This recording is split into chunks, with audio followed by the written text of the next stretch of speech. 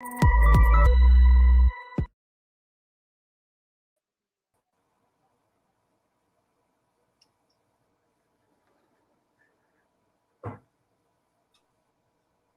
noite, pessoal, boa noite, doutor Paulo Murilo, muito obrigada por você estar presente aqui conosco novamente, sempre muito bem-vindo.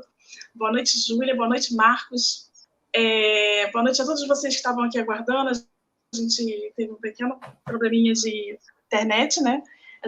Acontece, e a gente atrasou um pouquinho. Nós estamos no 19º Conversando no Micromeio. Boa noite, Maria Lúcia, todos vocês que estão entrando. Enfim, meu nome é Janaína, tá? E a gente hoje, essa semana toda, a gente tem falado sobre os diversos assuntos no Micromeio. Eu vou ser rápida. Marcos, Júlia primeiro, né? Boa noite a todos, meu nome é Júlia, eu sou da parte de informática aqui do Micromeio, vou ajudar com as perguntas, então quem tiver dúvidas para fazer, quiser mandar alguma mensagem, só mandar pelo chat aqui do YouTube. Gostaria de pedir para que sigam a gente nas redes sociais e também quem quiser certificado de participação, só solicitar através da DM do Instagram do Micromeio em até 1 hora após o término da live, com o nome completo e e-mail que a gente encaminha o certificado para vocês. Hoje a live a gente vai falar com o Dr. Paulo Murilo sobre a gestão de erros no laboratório de micologia médica, o laudo micológico. E o Marcos vai apresentar ele para a gente. Obrigado, Júlia. Boa noite, doutor Paulo. Boa noite, Jana. Boa noite a todo mundo, guerreiros do pré-carnaval que estão aqui, ávidos para falar de ciência, como eu falei ontem, falamos na segunda. Estamos aqui com o doutor Paulo, uma sumidade no mundo dos fungos, né? Um dos caras que mais sabe fungo no mundo está aqui com a gente. Aproveitem isso. O doutor Paulo já é sócio de carteirinha da gente e é sempre muito interessante. Lembrando a todo mundo que essa live vai estar gravada no YouTube. Quem não conseguir ver ao vivo aqui, que está no engarrafamento, vai ver depois no YouTube com calma essa live e todas as outras que a gente está fazendo agora essa semana, tá bom? Bom, doutor Paulo, fazendo uma introdução, doutor Paulo Neufeld, doutor em Vigilância Sanitária, chefe do Laboratório de Micologia Médica e Forense da Faculdade de Farmácia da UFRJ do Fundão aqui do Rio. E vai falar nessa próxima hora com a gente aqui, 1 hora e meia mais ou menos, justamente como a Júlia falou, que é a gestão de erros no Laboratório de Micologia Médica, o laudo micológico. Então, para quem adora fungo, está no momento e na hora certa que o doutor Paulo vai falar de muita coisa de fungo. E o fungo que está famoso, né, doutor Paulo? O fungo está na televisão e está no cinema. É verdade. A gente vai falar depois sobre isso agora, que agora a moda é bactéria e vírus, agora caiu, agora é velho, agora o negócio é falar de fungo. Mas a gente vai falar sobre isso depois. Doutor Paulo, muito boa noite e muito obrigado por você estar aqui com a gente. Bem, eu quero agradecer e pedir desculpa não só a vocês, mas o pessoal da assistência, né? Porque o problema acabou acontecendo comigo, né?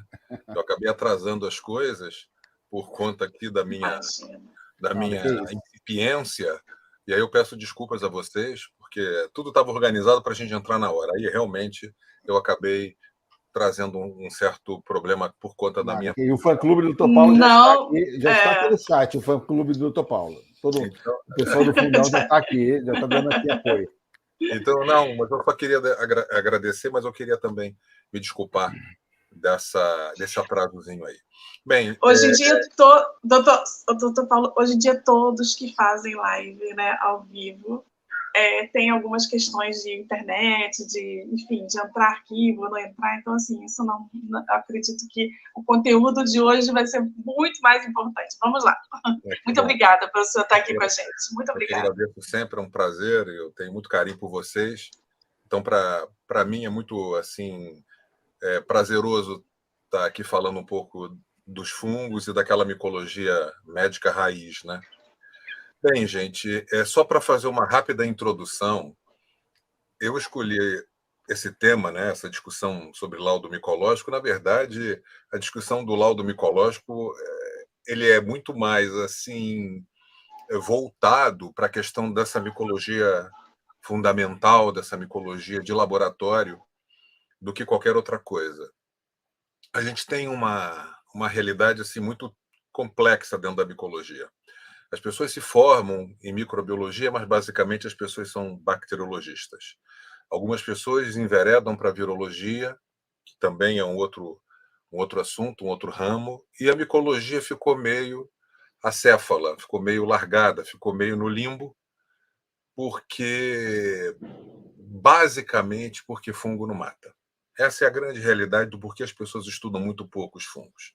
Na verdade, os fungos eles vão se associar ao paciente imunocomprometido, que é uma população viciada, né, que é uma população menor dentro dos 7,5 bilhões de pessoas. E aí essa situação limita muito os fungos como patógenos no mesmo nível das bactérias e dos vírus. Nós temos uma relação muito assim associada a pacientes imunocomprometidos, e junto a isso a gente tem a questão do fato das doenças fúngicas não serem contagiosas. Então, quando a gente junta essas duas situações, a gente coloca os fungos numa situação muito restrita, muito assim limitada, muito assim especial, quando a gente compara com a própria microbiologia. Então, a ideia que a gente tem que ter em termos de doença fúngica é essa mesmo. Os fungos eles são patógenos limitados, eles são patógenos relativos, estão associados à saúde do hospedeiro, isso é fundamental que a gente entenda, e não são organismos que produzam infecções que tenham uma comunicação de um hospedeiro com infecção ou doente para um hospedeiro saudável. É assim que funciona. Aí, quando realmente você compara com infecções bacterianas e com infecções virais, por exemplo, a questão lá em 1918 do vírus da influenza e agora com o Covid, né? A gente percebe isso claramente. A gente não tem uma pandemia de infecção fúngica, como, por exemplo, está sendo apresentado nessa série nova, né, que é uma adaptação com assim uma licença poética, se a gente pode dizer assim, né? Que os fungos que eles pegaram, ou o fungo que ele pegou, né, o autor, é um fungo ambiental que faz infecção em artrópodes, né, só para dar uma introduçãozinha nessa questão, faz uma infecção em artrópodes, normalmente faz uma infecção onde ele se desenvolve em várias partes desse organismo, desses insetos, tem várias espécies, são inclusive um pouco espécies específicos, e matam o organismo, e a partir desse processo de morte é que ele começa a produzir, e a gente vê aquelas estruturas de reprodução saindo de dentro do inseto, né? É um grupo de fungos que produzem esporos sexuados do tipo ascósporos ou ascosporos, como vocês queiram, e aí aquela estrutura de reprodução que vocês veem é uma estrutura de reprodução sexuada que vai acontecer quando o inseto está morto. Enquanto o inseto está vivo, a infecção, e aquela parte que você vê saindo, né, e no filme parece que mostra também, é no momento em que o micro-organismo começa a fazer decomposição daquele organismo que ele acabou matando. Então, é um organismo fundamentalmente ambiental, não tem nenhuma perspectiva de causar infecção em seres humanos, então aquilo realmente, como eu falei, é uma licença poética. As pessoas utilizaram ele por conta dessa estrutura, né, no ambiente natural que parece um pouco assim impactante, né? Mas fiquem tranquilos, ao contrário, até tem uma certa importância em termos nutritivos e tudo mais. Mas voltando aqui à nossa realidade, os fungos que acometem as pessoas são de outra natureza, né? Apesar de todos os fungos serem organismos ambientais. Isso é uma outra verdade que a gente não pode esquecer. Existem alguns fundamentos dentro da micologia que a gente tem que trazer para nós, para que a gente possa entender assim a cabeça, o ideário dos fungos. Então, como eu falei para vocês, iniciando, os fungos são organismos que fundamentalmente não causam maiores problemas a organismos ou hospedeiros que sejam imunocompetentes. Mas por que o fungo não causa maiores problemas para organismos, né, hospedeiros que não têm, perdão, algum tipo de comprometimento da sua imunidade? Por que eles se comportam dessa maneira? Porque foi a escolha que esses organismos fizeram no ecossistema da Terra.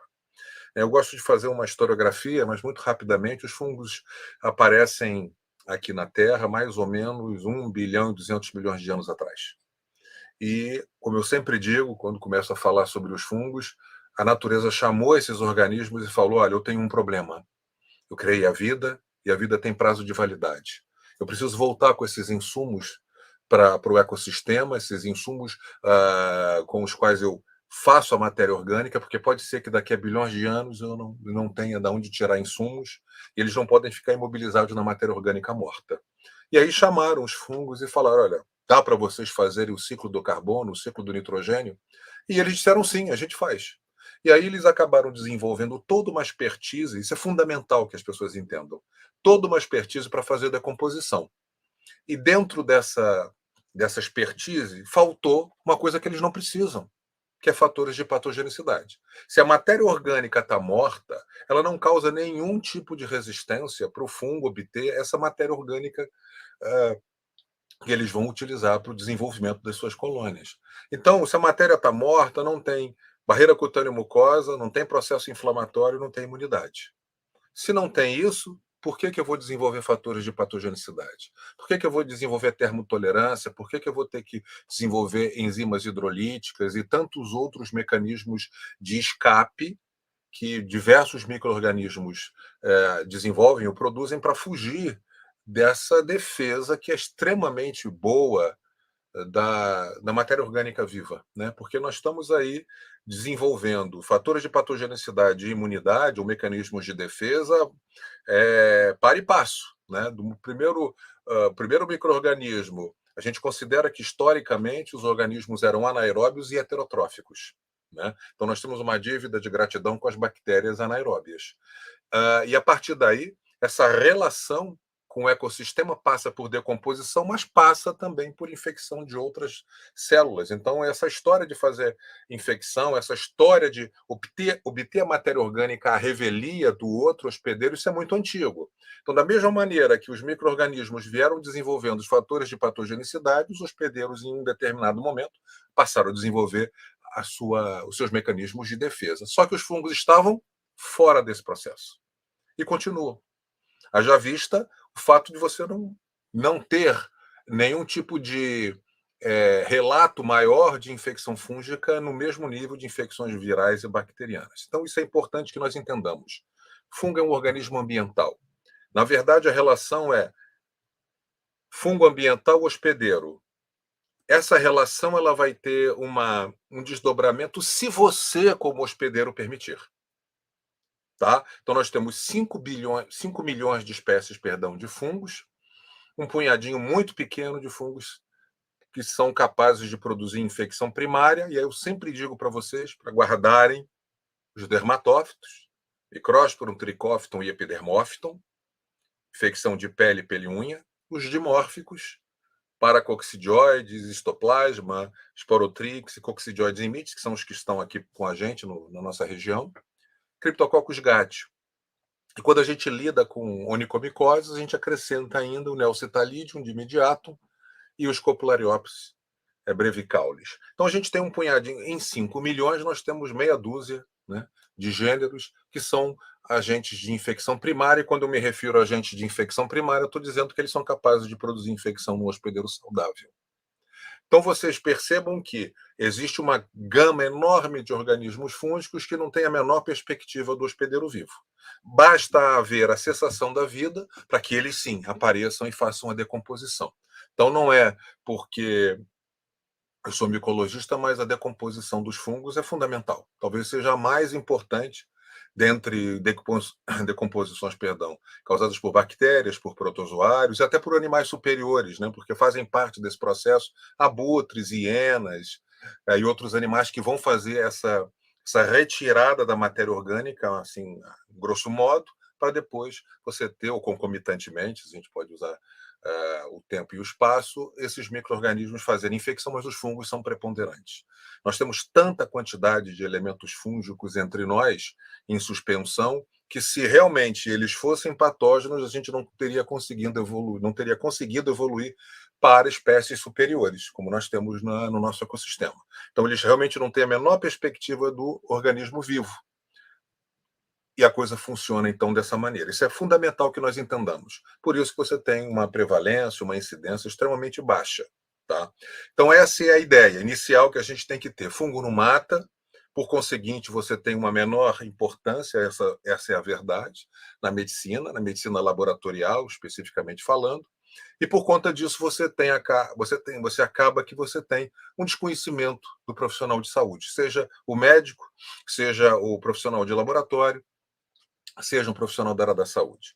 E por que eu trouxe, então, essa ideia de falar sobre os laudos, porque eu trabalho com a micologia médica há mais de 30 anos, né, como professor e micologista médico há muitos anos, então, e acabei recentemente, para vocês terem uma ideia, formo mão de obra há tantos anos, acabei recentemente trabalhando com o profissional da podologia, acabei que esses profissionais passaram a mandar para mim os laudos que eles recebiam, tentando tirar dúvidas e tal, e eu fiquei realmente de cabelo em pé quando eu vi o que as pessoas têm produzido em termos de laudo micológico. Isso mostra o total desconhecimento também do profissional dentro do laboratório, porque, por incrível que pareça, apesar da gente ter noção do desconhecimento que os profissionais de saúde sempre tiveram, né? São 3 décadas trabalhando com isso, eu não tinha noção da qualidade ruim que os laudos que eram produzidos no nosso meio, né? Eu não tinha noção assim, da pujança dessa qualidade ruim. Realmente eu fiquei muito chocado e percebi que as pessoas, na verdade, gente, não têm noção do que estão fazendo. Porque, num primeiro momento, é muito claro para todos nós que o prescritor, o médico, o dentista, o veterinário, não sabem de micologia. Ponto. Isso é uma coisa, assim, apacentada. O laboratório, a gente sabe também que tem suas deficiências em termos de micologia. Mas você produzir laudos em que os profissionais não têm uma conexão do que ele viu no tecido, com aquilo que ele conseguiu isolar, foi uma coisa que foi, de certa maneira, surpreendente para mim. E aí eu passei a trabalhar a ideia do laudo como sendo um promotor de desenvolvimento da micologia. E é isso que a gente vai tentar falar para vocês. Uma coisa que tem que ficar claro antes da gente fazer a nossa apresentação é que a gente trabalha na micologia diferentemente da microbiologia ou da bacteriologia, que seria a nossa irmã mais rica, né, mais próxima da micologia. A gente trabalha completamente diferente da microbiologia.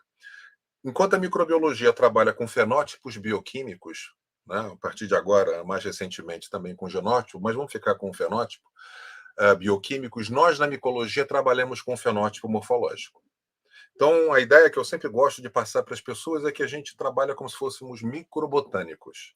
Eu preciso ver a estrutura de reprodução do fungo da mesma maneira que qualquer um de nós precisa ver a flor de um vegetal para definir o nome daquele vegetal. Então, se eu trago uma rosa para vocês aqui, montada, os caules, as folhas e a flor, ninguém tem nenhum tipo de prurido para dizer, olha, Paulo, isso é uma rosa.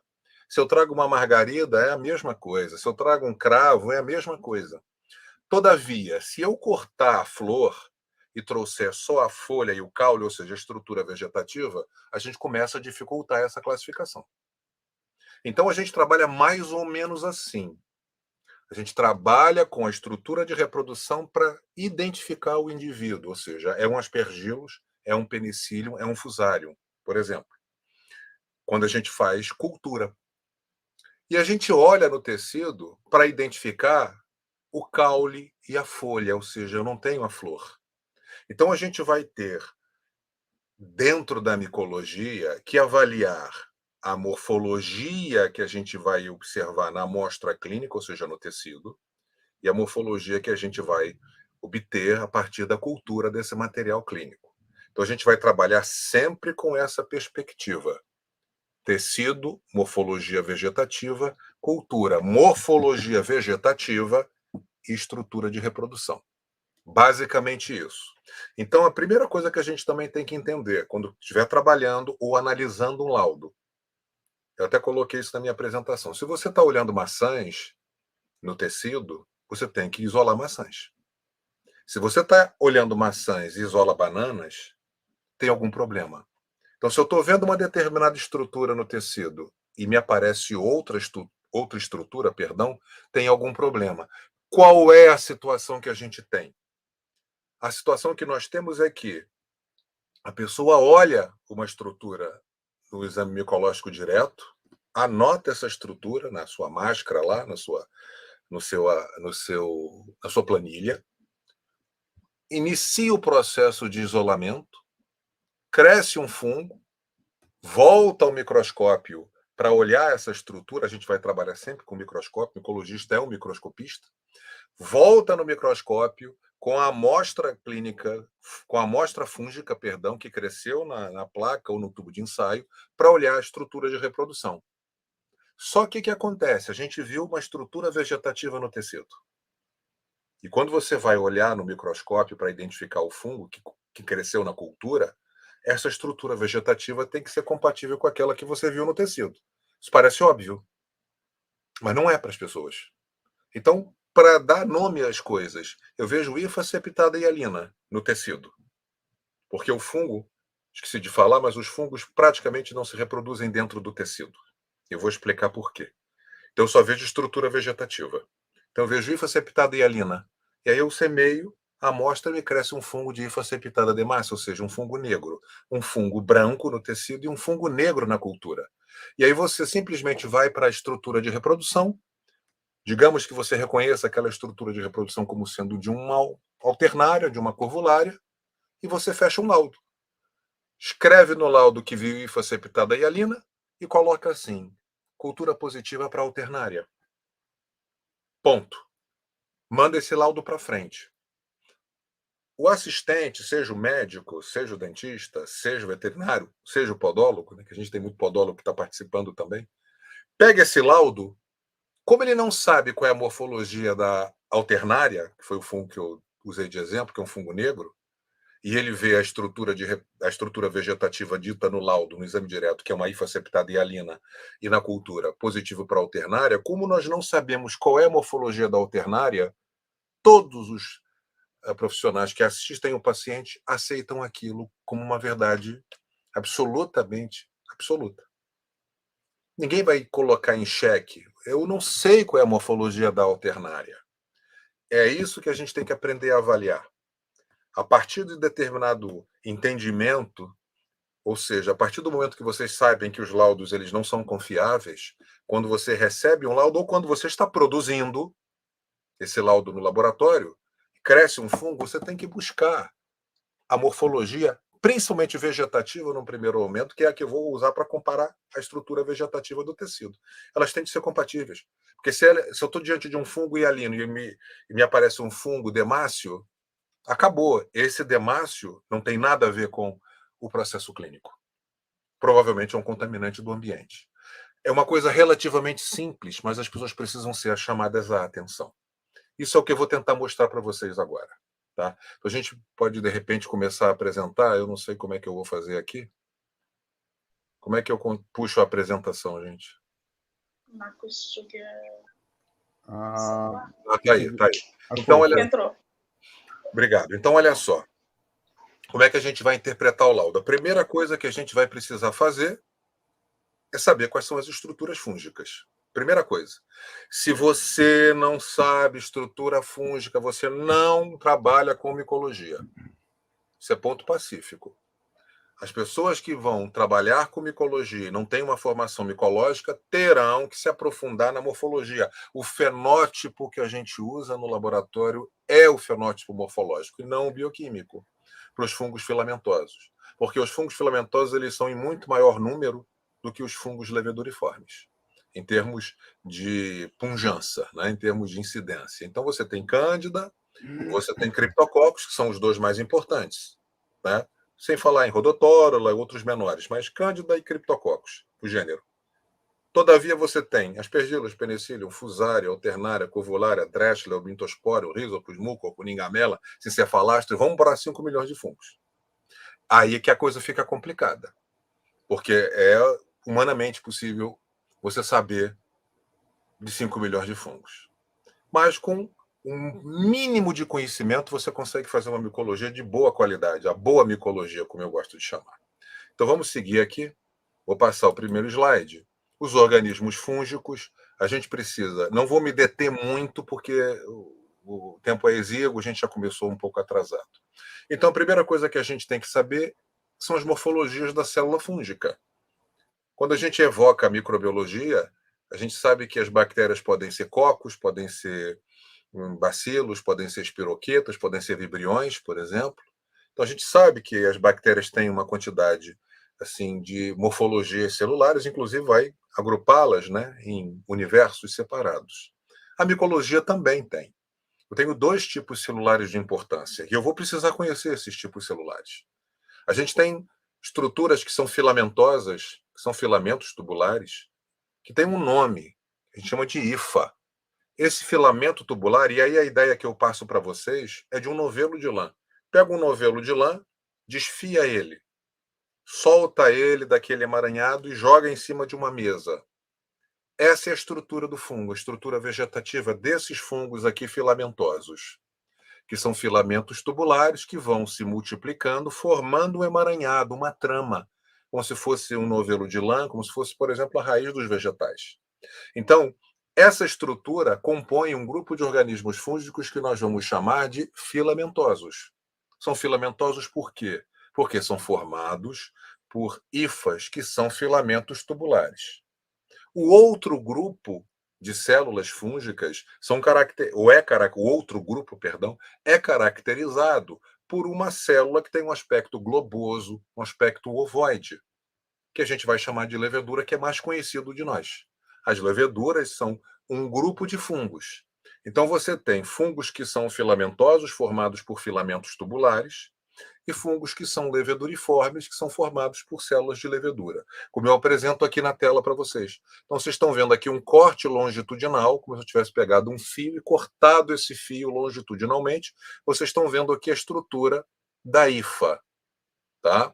E aqui você está vendo também num corte longitudinal a estrutura de uma levedura. Apesar dessa morfologia muito diferente, eles são suficientemente homogêneos em termos de biologia e de conteúdo celular para estarem no grupo dos fungos ou no reino dos fungos. Tá? Então, a primeira coisa que a gente tem que saber é que nós temos fungos filamentosos e leveduriformes. A partir de agora, morreu para vocês o termo bolores ou o termo mofo. Bolores e mofo são termos que nós usamos para nominar os fungos filamentosos. Esse é um termo assim, informal, um termo vulgar. Os fungos, e você escuta as pessoas falando bolores e leveduras. Não, fungos filamentosos e leveduras. Tá? Então, morre aqui, de uma vez por todas, o termo mofo ou bolores. Não vamos usar. Tá? É fungo filamentoso, fungo leveduriforme. Quem usa o termo bolor, quem usa o termo mofo, é porque não tem conhecimento de micologia. Então, ao contrário das bactérias, nós temos apenas 2 tipos celulares, e esses tipos celulares é que vão conduzir todo o nosso estudo dentro da micologia médica. Tá? Então, aqui eu mostro para vocês rapidamente o ciclo biológico dos fungos. Os fungos eles vão se reproduzir por uma estrutura que a gente até já ouviu falar, que é o esporo. O esporo, funcionalmente, fisiologicamente, ele se assemelha à semente dos vegetais. Tá? Evidentemente, para por aí, que você pega a semente dos vegetais, tem embrião e tal, e os esporos não têm embrião, tem uma massa protoplasmática, enfim. Mas, em termos de função, eles se assemelham à semente dos vegetais. O que o esporo faz? Ele faz a propagação dos organismos fúngicos na natureza. Então, você tem todos os tipos de esporos possíveis e imagináveis que são adaptados basicamente à disseminação desses organismos nos ecossistemas. Então, eles têm aerodinâmica, têm substância mucilaginosa, têm estruturas para prender eles no animal, no inseto, enfim. Há toda uma preocupação da natureza na disseminação desses organismos nos ecossistemas, e eles são extremamente eficientes nessa disseminação. Normalmente, esses esporos nós chamamos de estruturas, aerovagantes, ou seja, normalmente eles são levados mecanicamente a focos alhures, né, a focos à distância. Por conta disso, um dos primeiros sítios anatômicos a sofrer com uma suposta invasão fúngica é o pulmão. Porque você inala esses elementos fúngicos em suspensão e, primariamente, eles vão se encontrar no parênquima dos pulmões, no parênquima pulmonar. A segunda forma de implantação do organismo fúngico no hospedeiro é por traumatismo. Então, nós temos, por exemplo, o Sporotrix, né, que é o agente da esporotricose, fundamentalmente sendo veiculado à intimidade dos tecidos através de traumatismo, principalmente com material vulnerante de natureza vegetal. Hoje, a epidemiologia da esporotricose mudou um pouco por conta dos felinos, dos gatos, né? Esses gatos que vivem na rua, eles se contaminam e, através da arranhadura ou da mordedura, ele acaba inoculando também, por traumatismo, o Sporotrix schenck. Mas isso é uma outra história. Outros organismos também que são implantados por traumatismo são os agentes do micetoma, muito ligado, inclusive, à podologia, acomete a região podal, e a cromoblastomicose também, é por implantação traumática, também uma região podal, também ligada à podologia. A maior parte dos outros agentes é por inalação mesmo, e menos frequentemente por ingestão. É basicamente por essas duas vias. Via aerógena e traumatismo com material, principalmente de natureza vegetal. Por quê? Porque nos ecossistemas, os fungos eles se desenvolvem nos solos e nos vegetais, basicamente. Eles são organismos telúricos, eles são organismos do solo. Tá? E eu repito o que eu comentei assim, muito rapidamente, talvez tenha passado despercebido. De uma maneira geral, o contato do hospedeiro com o fungo se dá do fungo no ambiente com o hospedeiro. E aí, como ele não tem essa característica de comunicabilidade, ele para no hospedeiro. Então, é do meio ambiente para o hospedeiro. O fato de haver ou não o desenvolvimento de uma infecção e, posteriormente, de doença, vai depender fundamentalmente do grau de rigidez desse hospedeiro. Você pode estar com saúde, junto com outras pessoas também, entrarem, por exemplo, numa caverna, ficarem lá meio-dia, um dia inteiro, inalando aquele ar dentro de uma caverna que tem umidade, que tem uma temperatura mais elevada, e que, por exemplo, é uma caverna habitada por morcegos, e aí aquele guano, né, os dejetos ricos em nitrogênio, ricos em nutrientes, acabam produzindo no solo da caverna um substrato excepcionalmente bom, por exemplo, para o histoplasma. E aí você entra nessa caverna, fica lá não sei quanto tempo, um espeleologista, inalando aqueles esporos em suspensão desse histoplasma, que é um fungo patogênico. E aí 3, 4, 5 pessoas ficaram lá 6 horas, saem essas pessoas. E, por exemplo, cada uma delas pode ter uma clínica. Alguém pode ter uma infecção subclínica, nunca vai saber, se não fizer uma sorologia, que entrou em contato com o histoplasma. Uma outra pessoa que estava junto pode desenvolver uma síndrome gripal que em 2 semanas resolve. Então, não faz uma ligação com a histoplasmose. Ou uma outra pessoa pode começar com uma clínica, com uma síndrome gripal e continuar isso aí a um processo crônico ou agudizar. Então, cada uma dessas pessoas rígidas vai poder se apresentar de forma clinicamente diferente, basicamente por conta da sua idiosincrasia, ou seja, das suas características biológicas. É assim que funciona. Então, importante a gente lembrar, quem vai ditar a norma para a infecção é o hospedeiro, e menos o fungo. Tá? É claro que a gente vai ter que negociar esse conceito que eu estou apresentando para vocês com uma ou com outra infecção, mas de uma maneira geral funciona dessa forma. Tá? É a famosa maldição da múmia, né, doutor Paulo? Os caras lá no século XVI, XVII entravam na pirâmide, aí depois ele voltava para a Inglaterra, meses depois o cara morria e, na verdade, era o fungo, né, era o histoplasma, e ele culpava a múmia. A múmia perseguiu o cara até a Inglaterra e matou o cara lá. Isso foi uma grande verdade, né, Vinícius? As pessoas achavam que maldição. Havia uma maldição de fato e tal. E era histoplasma, que é um fungo patogênico. As pessoas, principalmente os europeus, né, não tinham contato com o fungo. Quando eu me refiro, gente, a fungo patogênico, eu quero dizer que eles são capazes de fazer uma infecção primária. Porque a gente tem um conceito de que fungo faz infecção secundária, ou seja, oportunista. Faz. Mas aquela meia dúzia de fungos que eu falei no início, dermatófitos e dimórficos. Histoplasma é um fungo dimórfico, eles são patogênicos. E realmente, como você fala, as pessoas entravam em contato, ali tinha uma grande quantidade de esporos em suspensão, desenvolvendo ali naquele ambiente há milhões de anos, milhões não, mas há centenas de anos. Você abria aquelas catacumbas ali, aí aqueles esporos todos apareciam e as pessoas inalavam uma quantidade muito grande, impactava muito o parênquima pulmonar e a pessoa acabava desenvolvendo o processo fúngico. Isso é uma realidade. Como acontece com a incursão em cavernas. Né? Isso, eu ia falar agora. Todo espeleologista profissional hoje, né, o espeleólogo, ele não entra numa caverna sem máscara, sem equipamento de tubo de oxigênio, porque, como o senhor falou, a chance de alguém ter alguma coisa grave ali é muito grande. Né? E você entra num ambiente que ele não tem domínio. O que tem ali dentro? Ninguém sabe o que tem ali dentro. E é fato mesmo. Quer dizer, a gente está falando da doença fúngica, mas provavelmente tem outras, até vírus. Não. Até vírus, né? Até vírus. A gente está vendo, e eu não sou virologista, mas a gente vai ouvindo as pessoas.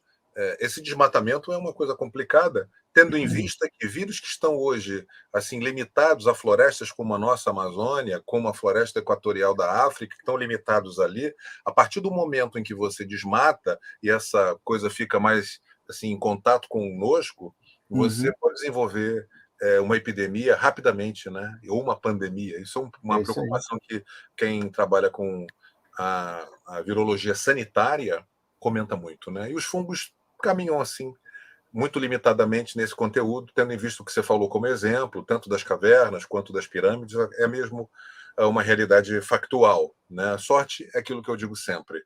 Os fungos eles estão muito limitados, eles não têm o menor interesse no hospedeiro humano, o animal vivo. O interesse realmente é na decomposição. Então, eu estou mostrando aqui, nesse slide aqui, né, nessa primeira imagem, um esporozinho que funciona como uma semente. Ele vai cair num substrato, vai produzir essa estruturazinha. Vocês estão conseguindo ver a setinha vermelha, né? Está produzindo aqui uma estrutura que a gente vai chamar de tubo germinativo, que é a inicialização disso aqui, olha, das hifas. A hifa é uma estrutura virtual. Quando eu falei que os fungos são formados por um filamento tubular, eu me refiro a um filamento tubular, não tem tamanho, a gente não mede, é um filamento. Eu venho aqui, nesse conjunto aqui, tiro esse fragmentozinho e digo, olha, aqui é a minha hifa. Aí eu junto esse fragmento com outro e assim sucessivamente, aí eu formo isso aqui, esse novelo de lã. O conjunto de hifas a gente chama de micélio. Então, o que a gente vê quando a gente faz uma coleta de uma amostra clínica com vistas a uma pesquisa de infecção fúngica? Isso aqui no tecido, ó. A gente vê esse emaranhado de hifas, tendo em vista que isto aqui, que é a estrutura de reprodução, não estará presente na esmagadora maioria dos fungos. Então, uma coisa importante, que eu vou falando assim porque a gente tem pouquíssimo tempo. Uma coisa importantíssima, o exame direto, coleta de amostra, montagem no microscópio, observação microscópica dessa estrutura, ela é fundamental para a gente definir uma infecção fúngica. Eu posso não saber que fungo é este aqui que está crescendo no pulmão do hospedeiro, mas eu sei que é fungo. E aí você tem, por exemplo, pegando o paciente mais crítico, que é o paciente hospitalizado, o paciente neutropênico, ele pode ter uma febre resistente à antibiótico terapia. E aí pode ser bactéria resistente, pode ser vírus, pode ser um protozoário, pode ser uma febre tumoral e pode ser fungo. Então, do momento que eu pego a amostra clínica, monto entre lâmina e lamínula e vou para o microscópio e vejo o elemento fúngico consubstanciado no tecido, eu descarto as outras etiologias e fico com a etiologia fúngica. Então, veja como o exame micológico direto ele é fundamental para a gente trabalhar em micologia médica. Tá? Então, é essa estrutura que a gente vai ver no tecido, esse emaranhado de filamentos se desenvolvendo no tecido como se fosse uma trama, como se fosse uma raiz. Quando a gente tira um fragmento dessa amostra que você coletou e coloca no meio de cultura, aí eu dou chance do fungo produzir a sua estrutura de reprodução. Por quê? É como se fosse uma árvore microscópica. Né? Eu tenho que ter espaço para esse vegetal se desenvolver, crescer, subir, fazer a copa, fazer as folhas, fazer as flores. É a mesma coisa o fungo. No tecido, ele está compactado. É como eu sempre digo. Vamos fazer uma analogia. Tecido e solo, por exemplo. Eu tenho condições de ter o vegetal crescendo no solo, embaixo da terra, com as folhas, com os galhos e com as flores? Não. Qual é a estrutura que é compatível com o solo compactado? As raízes, que é, na verdade, uma trama, que se assemelha ao quê? A uma hifa. Então, vamos fazer essa analogia. O tecido vai funcionar como um solo compactado. Não dá para ter a estrutura de reprodução do fungo no tecido. Como não dá para eu ter a estrutura de reprodução ou a estrutura de uma árvore voltada para dentro do solo. Então, não adianta a gente procurar flor, folhas dentro do solo e para o alto você tem as raízes. Não adianta, a gente não vai encontrar essa estrutura. O que é que a gente vai encontrar no solo? As raízes, o caule, as folhas e, eventualmente, as estruturas de reprodução, a flor e os frutos. O fungo vai se comportar da mesma maneira. Eu não vou ter a estrutura de reprodução esta daqui dentro do tecido. Então, a gente não vai buscar, quando faz uma análise de tecido, estrutura de reprodução. Consequentemente, eu não vou conseguir identificar, olhando o tecido, que fungo é. O que eu vou obter fazendo esse exame micológico direto ou a própria histopatologia? Eu vou obter a etiologia. Não é bactéria, não é protozoário, é fungo. Por que é fungo, Paulo? Porque eu vi aí falar. Isso é fundamental. Isso é fundamento de trabalho micológico. Tá? E aí aqui você vai ter esse fungo se desenvolvendo num dado momento, está aqui as hifas, por simples diferenciação dessas hifas, ele vai produzir a estrutura de reprodução. Essa estrutura de reprodução é uma estrutura de reprodução assexuada. Os fungos eles se reproduzem assexuadamente, que é essa estrutura de reprodução que a gente vai lidar no laboratório. Por que a gente vai lidar com essa estrutura de reprodução assexuada e não vai lidar com a estrutura de reprodução sexuada? Porque a maior parte dos fungos são ou é como nós. Tem caráter de sexualidade separado nos indivíduos.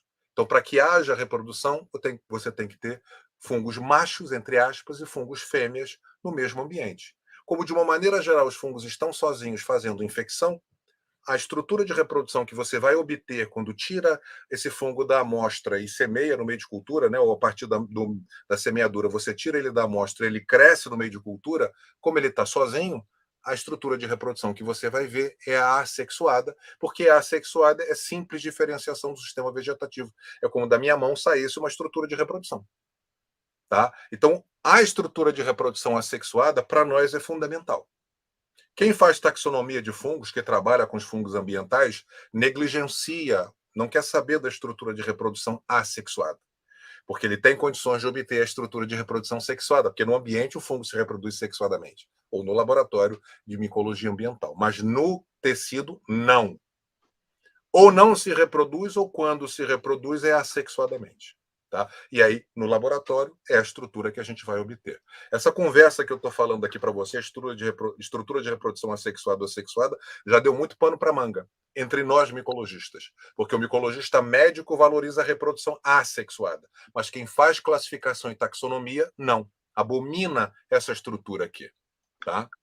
E aí eu mostro, então, o ciclo se completando novamente com germinação, tubo germinativo, desenvolvimento da hifa. A hifa cresce por extremidade, a extremidade dela vai crescendo, vai aumentando, ou por ramificação.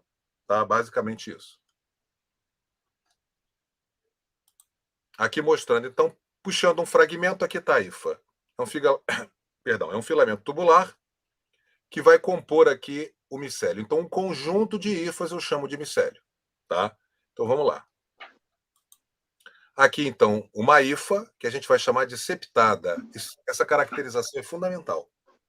Então, eu não vou entrar aqui numa caracterização muito profunda, mas a gente precisa para poder falar dos laudos. Então, o que você tem como hifa septada? Um filamento, onde você tem projeção da parede celular, porque o fungo tem uma parede celular, depois vem a membrana celular, depois vem o citossol. Então, essa parede celular, ela invagina para dentro da luz, ou seja, desse espaço da hifa, produzindo, na verdade, um septo. Só que esse septo ele não é um septo que faz aqui, olha, como vocês estão vendo, um ambiente hermético. Está vendo aqui que tem uma abertura aqui no centro? Ele tem um poro septal. Então ele vem da parede celular, de cima, de baixo, se funde, mas aparece no meio dele um poro septal que vai fazer, sim, a delimitação de espaços, como eu estou mostrando aqui, mas esses espaços não são herméticos. Então, o material citoplasmático, nuclear e nutricional vai circular por todo o comprimento da hifa. Esses septos são septos falsos. Então, a gente tem um grupo de hifas que a gente vai chamar de hifa septada. Tá? Essa hifa septada, como eu falei, está aqui, olha, o septo e um poro septal. Aqui vocês estão vendo uma hifa com seus septozinhos. A gente não consegue ver esse septo como está aqui no esquema. Tá? A gente só está mostrando o desenhozinho para vocês verem que tem um compartimento aqui, outro aqui, mas eles se conectam por conta desse poro septal aqui. A gente vê isso no microscópio e não consegue ver isso. Então, o septo está aqui e ele está representado aqui. Tá? Então, essas hifas são hifas septadas. Essa hifa septada, ela pode ter pigmentação. Uma outra característica importante. Quando a gente tem uma hifa septada, que a parede celular não tem pigmento, ou o pigmento é claro, eu vou chamar essa hifa de hifa hialina. Olha ela aqui, olha, não tem pigmento nenhum, tá? Ela é clara. Aqui eu estou usando um corante para poder melhorar essa visualização. Aqui é o azul de algodão. Não é a cor da IFA. A cor da IFA está aqui, ó. A cor natural da hialina é essa daqui, tá? A gente é que monta essa estrutura depois com corante para poder visualizar melhor. A outra estrutura que a gente vai encontrar na IFA septada são pigmentos melanoides, o mesmo que a gente encontra na pele da gente, que escurece a pele e vai escurecer a IFA. Tá? Então, esta IFA negra a gente chama de IFA demácia. Então, vamos organizar. IFA septada pode ser hialina, pode ser demácia. Essas estruturas eu tenho que saber. Por quê? Porque serão elas que eu vou entrar em contato quando eu for fazer o exame micológico direto. Então, eu pego o material, olho no microscópio. Aí você fala, Paulo, eu estou vendo uma IFA septada hialina.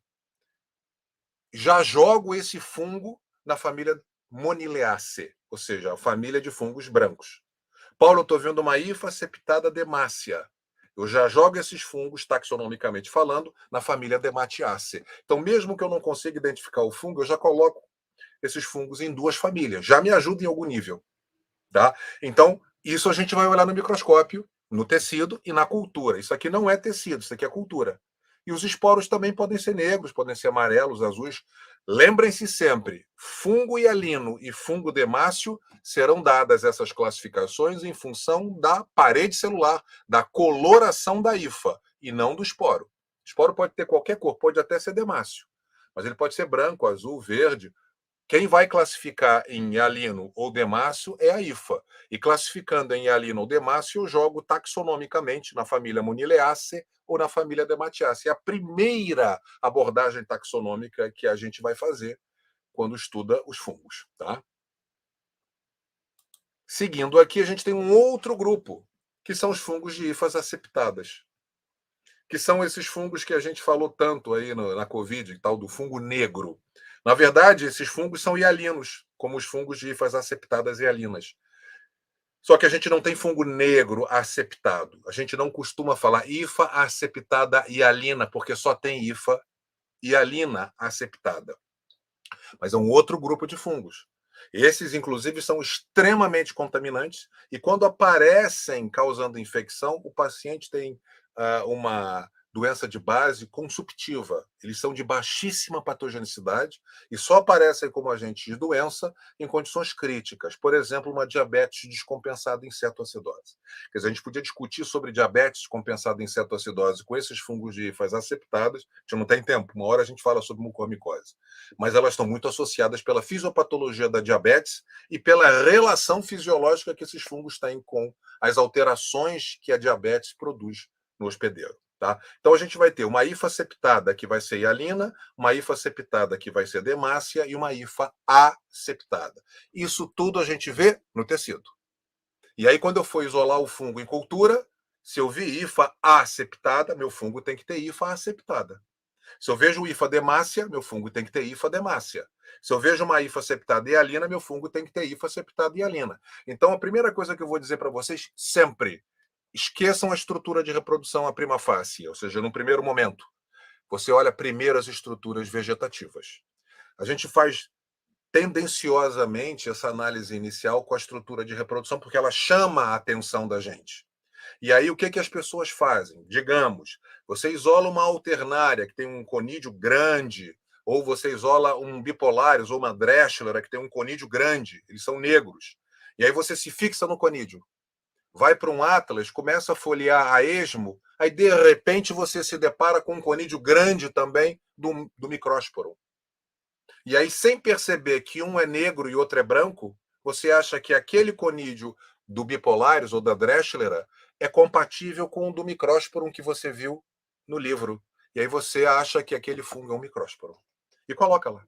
Só que o micrósporum é um fungo hialino e a Dreschlera é um fungo demácio. Então, como é que eu vou fazer primeiro, Paulo? Olha a IFA. Olha a IFA que está na lâmina que você está trabalhando e vai para o laboratório, vai para o Atlas ou para o livro. Achou que a estrutura é parecida? Leia a descrição da imagem. Se na descrição da imagem estiver dizendo IFA septada hialina, morreu. Esse fungo não é o seu fungo que está na lâmina, porque o seu fungo tem IFA negra. Então, é a primeira abordagem assim de maior segurança que eu proponho a vocês. Esqueçam a estrutura de reprodução. Fiquem atentos à estrutura vegetativa. Se elas não forem compatíveis, acabou a conversa. Tá? Aí é que vem a discussão depois. E se estiver no laudo, Paulo? Como é que eu salvo esse laudo? A gente vai falar. Aqui o fungo de hifas aceptadas. Tá aqui a hifa.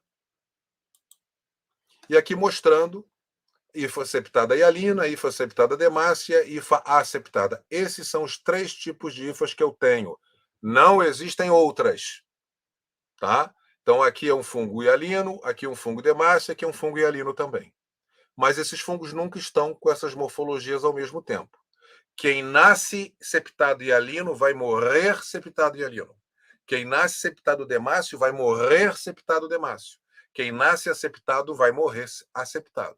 Paulo, eu estou vendo 2 estruturas. Você está vendo 2 fungos aí na tua amostra micológica. Eles não se transformam um no outro. Tá? Então, por isso que a estrutura vegetativa é o fundamento inicial do trabalho de micologia. Tá?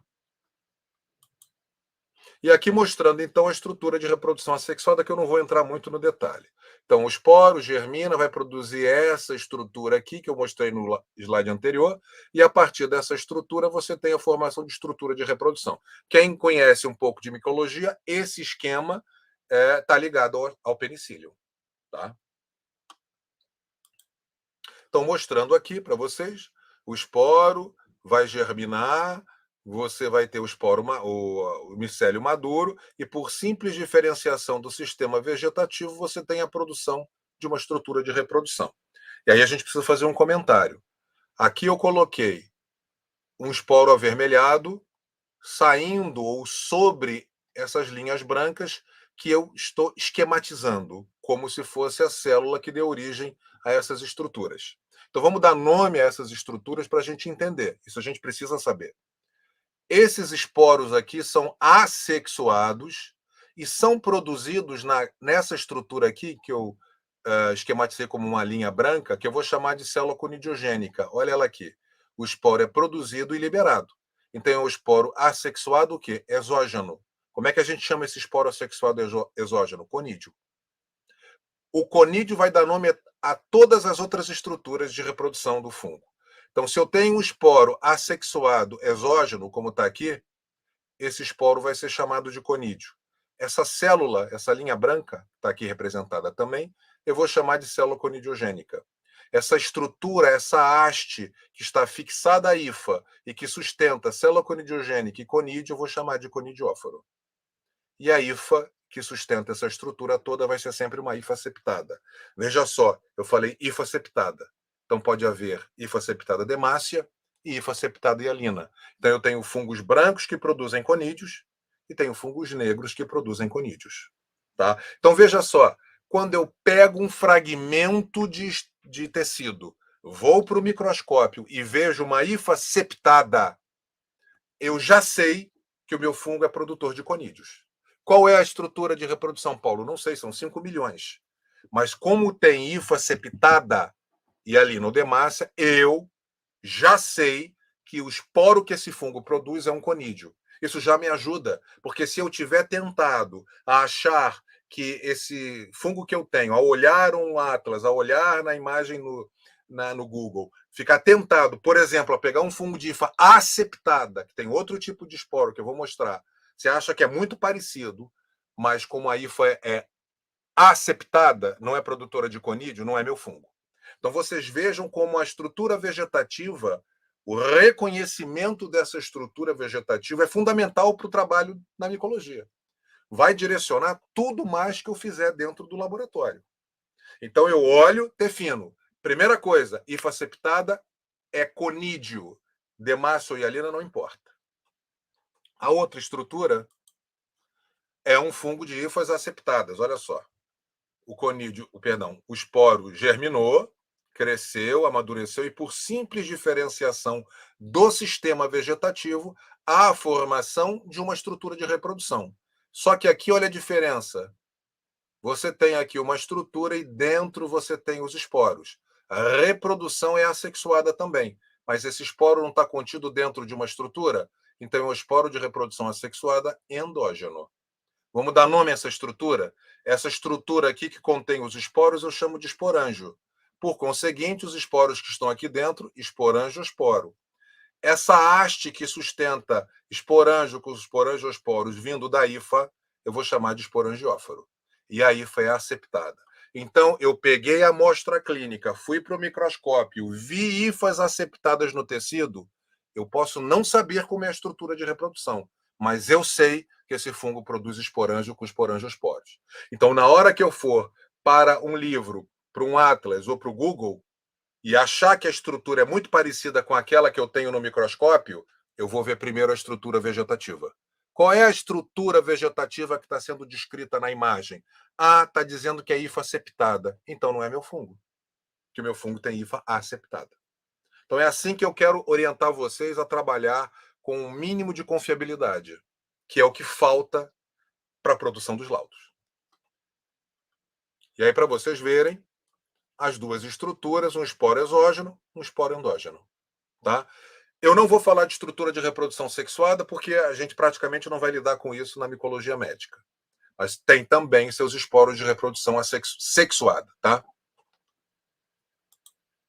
Então, mostrando algumas estruturas conidiais para vocês. Aqui a gente está vendo que fungo? Um aspergillus. Então, vocês estão vendo aqui, olha, o conidióforo. Na ponta do conidióforo tem uma vesícula. Nessa cor assim, azul escuro, você tem as células conidiogênicas e depois você tem os conídeos. Isso aqui é um aspergillus.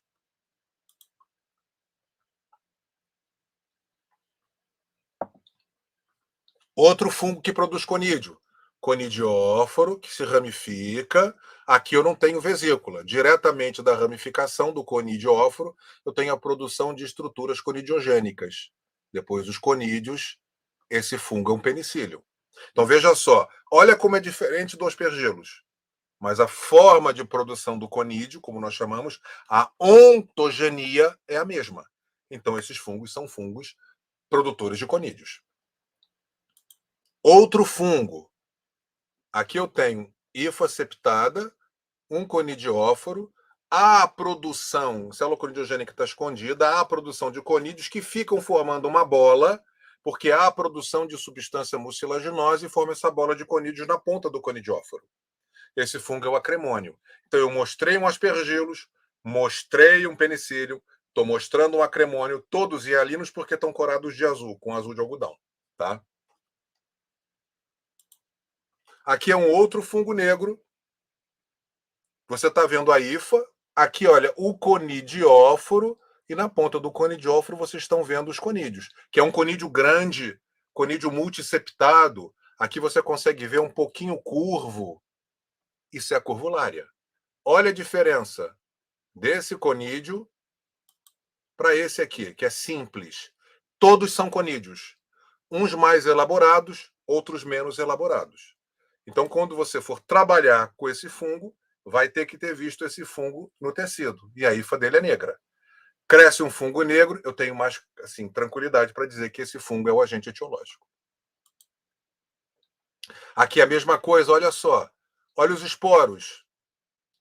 Aqui você está vendo um esporo grande, multiseptado, com septos longitudinais, está aqui, e transversais. É um fungo negro. Como é que eu chamo? Como os septos são alternados, a gente chama de alternária.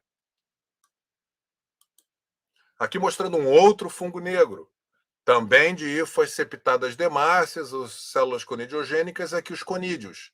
Aqui é um cladospóreo. Então veja, gente, eu mostrei um aspergillus, um penicílio, um acremônio, uma curvulária, uma alternária e agora um clamidosporo. Todos produtores de conídeos. Todos. Por quê? Hifa septada. Demácio e hialina, todos produtores de conídeos. Tá? Aqui um outro fungo também negro, vocês conseguem inclusive ver os septos. Aqui você tem uma célula, aqui você tem um conidióforo, aqui aponta a célula conidiogênica e também uma substância mucilaginosa, produzindo uma espécie de um vaso com flor, também um fungo negro. Aqui você tem a fialófora, que é produtor de uma infecção de pé, chamada cromoblastomicose. Agora a gente sai dos fungos que produzem conídeos e a gente entra naqueles que produzem esporangiosporos. Então, olha só, esporangio e dentro, olha só, os esporangiosporos. Aí você tem aqui, olha, o esporangióforo, como eu mostrei, aqui também. E aqui você tem a hifa. A hifa aqui atrás, olha, ela é larga em forma de fita ou de cinta, é uma hifa aseptada. Aqui você tem uma circinela, também, ó, hifa hialina. Você tem aqui o esporangióforo, o esporângio e dentro os esporangiosporos. Esses esporos são negros, por exemplo, mas quem é que caracteriza a cor? A hifa. Então tem uma hifa aseptada, que ela é sempre hialina. Aqui o rhizopus, importante também. Aqui está a hifa, aqui você está vendo o esporangióforo, aqui você tem o esporângio e dentro aqui, ó, você tem os esporangiosporos. E na ponta do esporangióforo a gente tem esses rizoides, por isso a gente chama ele de rhizopus. Aqui um outro fungo produtor também de esporângio, que é a cuningamela. Aí você tem, olha, uma hifa que é aseptada. Aqui você tem o esporangióforo, na ponta não dá para ver, mas tem uma vesículazinha, e aí você tem a formação dessas estruturas aqui, que é um esporângio, e dentro tem um único esporangiosporo. E tem uma espículazinha, não sei se vocês conseguem ver, aqui prendendo o esporângio com o esporangiosporo à estrutura de reprodução. Então eu vim mostrando para vocês as diferenças dessas estruturas todas. Aqui também é um fungo com esporângio, ó. Esporangióforo, tem uma vesícula aqui, e aqui saem dedos, e dentro, cada estruturinha dessa é um esporangiosporo. E essa estrutura digitiforme aqui é o esporângio. É um outro fungo. Então, veja, eu mostrei para vocês um múcor, um rhizopus, uma cuningamela, um cincefalastro, todos de hifas aseptadas e produtores de esporângio, ou seja, esporo assexuado endógeno. Gente, não tem como estudar micologia se não for mostrando para vocês.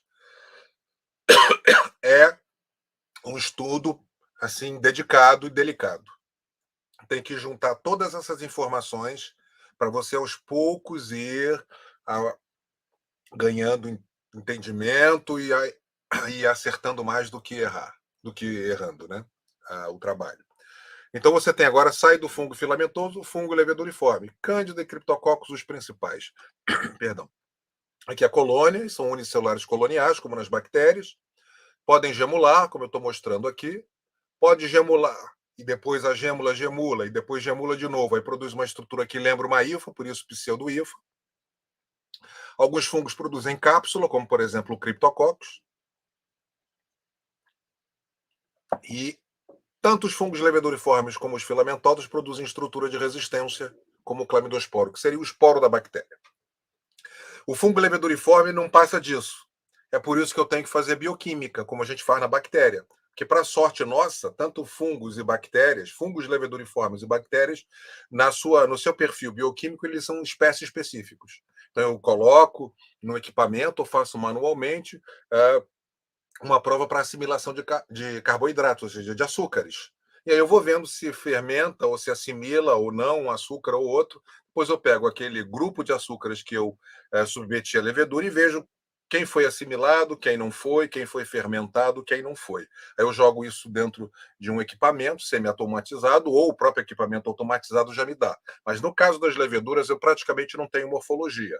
A morfologia é cápsula, pseudohifas e clamidosporos. Isso basicamente vai caracterizar a Candida albicans. As outras cândidas e outros fungos eu vou ter que fazer bioquímica mesmo, tá? Fungos filamentosos que eu me refiro. Então, mostrando aqui, olha, a levedura gemulando. Essa estruturazinha eu posso chamar de gêmula, posso chamar de broto, mas eu posso também chamar de blastosporos, que é mais técnico, ou blastoconídeos. Essa semana alguém me perguntou se blastosporos ou blastoconídeo era sinônimo. São sinônimos, sim. As duas estruturas são a mesma coisa. E aqui eu estou mostrando o esporo, que é o blastosporo, saindo da célula-mãe, tá? Gemulando. Quando esse esporo não se solta e gemula de novo, e de novo, e de novo, olha o que eu tenho aqui, ó. Uma estrutura que eu vou chamar de pseudo-hifa. Isso aqui não é uma hifa, olha como parece uma hifa. Só que isso aqui, tudo que você está vendo, essa estruturazinha aqui, essa outra, é essa daqui, ó. Só que aqui ela está globosa.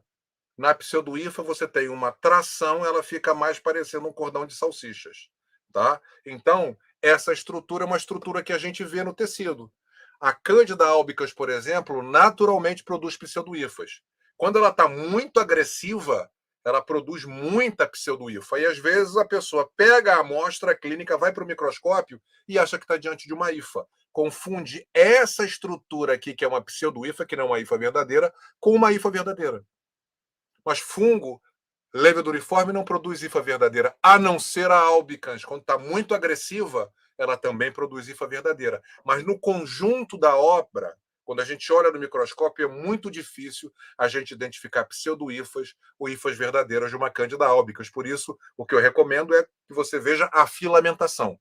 Produção de pseudohifas ou de hifas verdadeiras, eu posso colocar tudo isso num conteúdo, num conceito de filamentação, ou seja, a filamentação está aumentada, provavelmente essa Cândida albicans fez uma reversão de virulência. Ela era uma comensal, ela era um fungo da microbiota e por um motivo qualquer se tornou agressiva e aí começa a filamentar e começa a produzir mais pseudohifas ainda e até que chega à produção de hifas verdadeiras. Para quê? Para você destruir mais tecido. Você fazer uma matriz, uma base de sustentação, como se fosse fundeada, né, como um navio fica quando joga a âncora, naquele tecido, naquele foco infeccioso, e a partir daí ela exacerba o crescimento e vai fazer a destruição de tecido. Tá? Então, esse grupo de fungos pode produzir também hifas a partir daqui, né, do seu desenvolvimento. Essas outras estruturas aqui, olha, que são globosas, que são produzidas normalmente nas extremidades das pseudohifas, são os clamidosporos, que é a estrutura de resistência dos fungos filamentosos e leveduriformes. Enquanto esporo para a bactéria é a estrutura de resistência, para nós esporo é a estrutura de reprodução, a unidade reprodutiva dos fungos. E a estrutura de resistência dos fungos, como é que a gente chama? Clamidosporo. Nós fazemos uma prova do clamidosporo no laboratório, que é estimular este clamidosporo no meio de cultura quando eu estou diante de uma suposta Cândida albicans. Quando eu não quero usar bioquímica, quero usar morfologia, eu pego a minha Cândida, que eu não sei, é uma incógnita, o que ela é, boto ela para crescer no meio de cultura que estimula a produção de clamidosporos, que é o agar clamidosporo, que é milho, agar milho, com Twin 80. Aí eu irrito a levedura, ela acha que vai morrer, produz clamidosporo. O clamidosporo é uma estrutura de resistência, então tem uma estrutura que aguenta os intemperismos, né, ambientais para manter ali viva, para manter vivo ali o material genético. Quando a coisa melhora, essas estruturas todas germinam e você tem o fungo novamente ressuscitando naquele substrato. Tá? E aí você tem alguns outros fungos que produzem cápsula. Olha o tamanho dessa cápsula do Cryptococcus. O Cryptococcus está aqui no centro. Ó. E essa cápsula aqui é a cápsula que mostra que esse micro-organismo está virulento. Isso é uma coloração de um líquor. Tá? Eu não vou entrar também no detalhe das estruturas e das técnicas micológicas, que não é o objetivo aqui. Então, e os fungos dimórficos que eu comentei? Falei para vocês que o fungo tem hifa e tem levedura, tá bom? Hifa e levedura. Mas existem fungos que se aproveitam dessa realidade. Quando eles estão no ambiente, fazendo a decomposição da matéria orgânica, eles são fungos com levedura. São fungos, no ambiente são fungos filamentosos, São hifas. Aí você inala essas estruturas, normalmente produtoras de conídeos, você inala esses conídeos, quando ele chega no pulmão, ao invés deles se manterem assim como filamentos, eles se transformam em levedura. Por isso, fungo dimórfico, etimologicamente dimórfico, duas morfologias. Esses fungos são os fungos mais patogênicos que nós temos, porque o dimorfismo é um fator de patogenicidade. Então, histoplasma, paracoccidioides, esporotrix, schenck são fungos dimórficos. Eles são filamentosos no ambiente, quando eles entram na intimidade dos parênquimas, ele se torna leveduriforme. Tá? Por exemplo, aí está uma questão. Quando eu pego a amostra clínica com suspeita de uma histoplasmose ou de uma paracoccidioidomicose, por exemplo, pulmonar, um lavado broncoalveolar, e vou para o microscópio, o que eu espero ver no tecido? Levedura. Mas eu olho a levedura, ela é característica eu posso inferir, estou vendo uma levedura com características de paracoccidioide, que é um fungo dimórfico. Então, o que eu vou fazer no laboratório? Vou pegar a amostra clínica, semear a temperatura ambiente para obter a fase filamentosa. E a outra, eu semeio a temperatura, incubo a temperatura de 37 graus, para obter a fase leveduriforme. Então, o critério absoluto de diagnóstico de fungo dimórfico é a obtenção do dimorfismo, ou seja, as duas estruturas no laboratório. Sendo que a que vai ser compatível vai ser a estrutura leveduriforme, que é aquela que eu vejo no tecido. Eu boto a 37 graus para incubar, para mimetizar o fungo no pulmão, para ele produzir a estrutura de reprodução. Perdão, produzir a estrutura de infecção, que é a levedura dele, tá? Então, mostrando aqui, olha, um fungo dimórfico com hifa e o mesmo fungo com levedura. Tá? Então, a temperatura ambiente ou no meio ambiente fazendo decomposição. Aqui, ou no tecido, no pulmão, ou no meio de cultura, temperatura de 37 graus. Esses são os fungos mais patogênicos que nós temos. A gente encerra essa parte de morfologia muito rápida. Vamos entrar para conversar um pouco sobre o laudo. Morfologia vegetativa, exame direto e cultura, que é o que eu tenho falado. Só para a gente arrumar a ideia. Aquilo que eu falei para vocês. O que é o normal da gente ver no meio ambiente? Aqui está o solo. A gente vê no solo compactado uma estrutura radicular, que são as raízes. E sobre o solo, na parte aérea, você tem o caule, as folhas e vai ter as flores. A gente não tem essa realidade aqui, né? De ponta cabeça. Aqui no solo você tem as folhas e as estruturas de reprodução, e fora você tem as raízes. Você tem até vegetais que produzem raízes aéreas, mas não produzem as suas estruturas de reprodução dentro do chão, dentro do solo.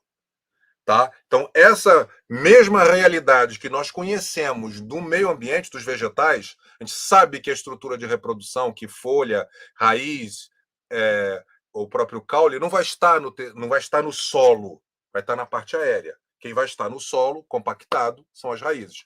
Elas, anatomicamente, perfeito. Vão furando, vão se desenvolvendo, furando o solo, chegando a áreas em que tem água, tem mais nutrientes. Guarda essa verdade que a gente observa na natureza.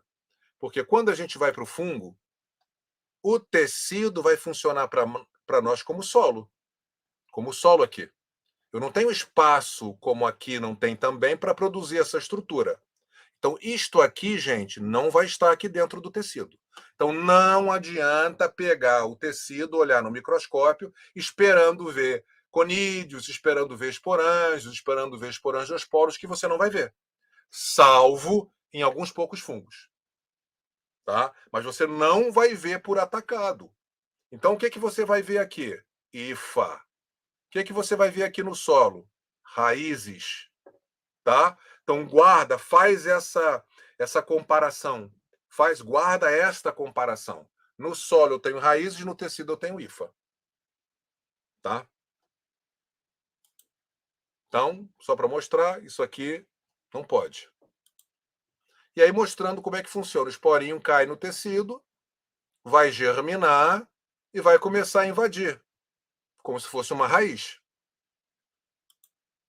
E aí você vai ter a estrutura toda aqui, ó. Esta aqui dentro, mas não essa aqui. Tá bom? Então, a relação é essa daqui, ó. Micélio, raízes, solo, tecido. Tá? Aqui só uma brincadeira, não sei se vai dar tempo para a gente falar, mas eu quero mostrar que o estudo micológico é um jogo de xadrez. Você pode ficar em xeque-mate, né? Vamos ver se a gente consegue mostrar para vocês. Aqui, 2 exércitos. Um que é do exame direto e outro que é da cultura. Olha o funguinho que está funcionando aqui como rei, um aspergilos. Veja só, gente, guarda uma coisa para vocês. Fungo patogênico, os dermatófitos e os dimórficos, dermatófitos, micrósporum, tricófiton e epidermófiton. Dimórficos, Histoplasma paracoccidioides e Sporotrix schenck. Coccidioides também. Esses são fungos patogênicos. Eu falei aspergilos nesse grupo? Vou relembrar. Microsporum, Trichophyton, Epidermophyton. Paracoccidioides, Histoplasma, Sporotrix, Coccidioides. Não falei aspergillus. Não falei penicillium. Não falei fusário. Não falei Dreschlera. Não falei Omintosporium. Não falei qualquer outro fungo. Então, guarda isso para vocês. Se não for um fungo patogênico, um dermatófito ou um dimórfico, esse fungo é um fungo ambiental, contaminante dos ambientes. O que eu quero dizer com isso? Se eu bobear, o fungo que está aqui no ar, na microbiota anemófila, que é a microbiota do ar, ou o fungo que está na minha microbiota, cai quando eu for fazer a coleta do material. Aí eu levo ele para o laboratório. Como ele é um fungo contaminante, não tem nada a ver com a infecção, na hora que eu jogo ele no meio de cultura, ele é afoito, ele é o primeiro a crescer. E aí o fungo que estava causando a infecção mesmo, um dimórfico ou um dermatófito, como ele estava no tecido, você jogou ele no meio de cultura, ele sai daqui e vai para o meio de cultura, ele vai demorar, porque o ambiente é outro. Só que o contaminante não, tá? Para o que der e vier. Na hora que ele vem junto com a amostra, você joga ele no meio de cultura, ele, sopa no mel. Vai crescer primeiro do que o patogênico e pode impedir que o patogênico cresça. E aí você está diante de um fungo contaminante, que não tem nada a ver com a sua amostra. Então, olha só, se não for dermatófito e não for dimórfico, que são fungos patogênicos e a gente não considera que seja um fungo contaminante, ou seja, se eu isolar esse fungo, ele é o agente etiológico. Agora, aspergillus não é patogênico. Penicillium não é patogênico. Fusário não é patogênico. Se eu isolo esses fungos no meio de cultura, o que eu tenho para discutir? Paulo, eu isolei um aspergillus. Esse aspergillus veio do ar ou veio do pulmão? Ele veio do ar ou veio de uma onicomicose? Como é que eu vou saber? Exame micológico direto. Eu tenho que ver estrutura vegetativa que seja compatível com aquele aspergillus. Aspergillus é um fungo hialino. Eu tenho que olhar no tecido um fungo hialino, uma hifo hialina. Não vou ver a estrutura de reprodução, mas eu estou me fixando no fungo que eu isolei, que também tem hifa vegetativa, tem hifa hialina. Se no tecido tem hifa hialina, também o fungo que você isolar tem que ter hifa hialina. Aí eu vou e olho a estrutura de reprodução para caracterizar que fungo é. Aí é um aspergillus. Então, olha só que complicação. Eu, de olho fechado, se você me traz uma placa e fala, Paulo, eu isolei esse Microsporum, será que o agente etiológico? Eu vou dizer, com certeza. Paulo, eu isolei esse paracoccidioide do pulmão, será que é o agente etiológico? Com certeza. Sem ver nada, sem ver a amostra clínica, sem fazer exame direto, histopatologia, nada. Só você trazer, me mostrar e dizer que disser para mim que é um fungo patogênico, eu vou dizer, pode fechar aí, solta o laudo, é o agente etiológico, trata para uma dermatofitose, trata por uma paracoccidioide da micose. Agora, se você vem, Paulo, eu isolei um aspergillus, eu vou perguntar para você, fez exame direto? Não. Fez histopatologia? Não. Então, como é que eu vou dizer para você que ele é o agente etiológico? Ele pode ter vindo do ar. Pode não ser agente etiológico. Outra coisa, fungo contaminante, ele é sinal de igual com fungo oportunista. Então, para eu isolar um aspergillus, meu paciente tem que ter uma clínica ligada a um imunocomprometimento. Uma tuberculose ativa, uma leucemia, uma doença degenerativa, tem que ter uma doença de base consumptiva. Eu vejo as pessoas soltando em laudos, faz um raspado de pele, processa a amostra, não consegue ver nada no exame direto, mas continua o protocolo, faz a cultura, cresce um aspergillus, solta o laudo assim, com aspergillus. Gente, para você isolar um aspergillus de uma lesão de pele, por exemplo, esse paciente é imunocomprometido, é um paciente hospitalizado. Esse fungo provavelmente entrou em contato com um paciente dentro do hospital, foi inalado, se desenvolveu, fez uma fungemia e foi se alojar lá na pele. Então não é um paciente que vai entrar dentro do teu consultório. Esse é um paciente de UTI, é um paciente de medicina intensiva. Então vocês não podem aceitar qualquer coisa que caia na placa de Petri ou no tubo de ensaio. Tem que avaliar. Se não for patogênico, vai ter que parar para analisar. Então, voltando aqui. Então, tem um aspergilozinho e tem um joguinho de xadrez. Exame direto foi positivo. A cultura foi positiva. Então, eu tenho um diagnóstico micológico aí.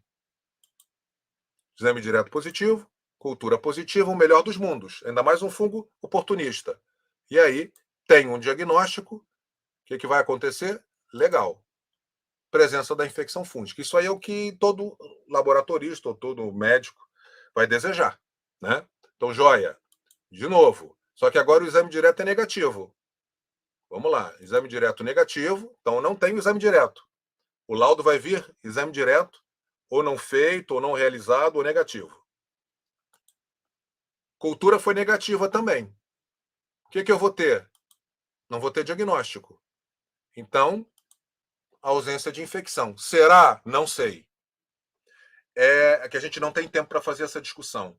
Mas o fato de você ter ausência no exame direto ou na cultura pode ser um falso negativo. Ou seja, estava lá, mas o laboratorista não viu. Isso é uma outra discussão. Aí, talvez a clínica tenha que ser soberana. Talvez você olhe e fale, não, o exame direto foi negativo, a cultura foi positiva. Eu, como médico assistente, não sei se esse exame foi feito corretamente.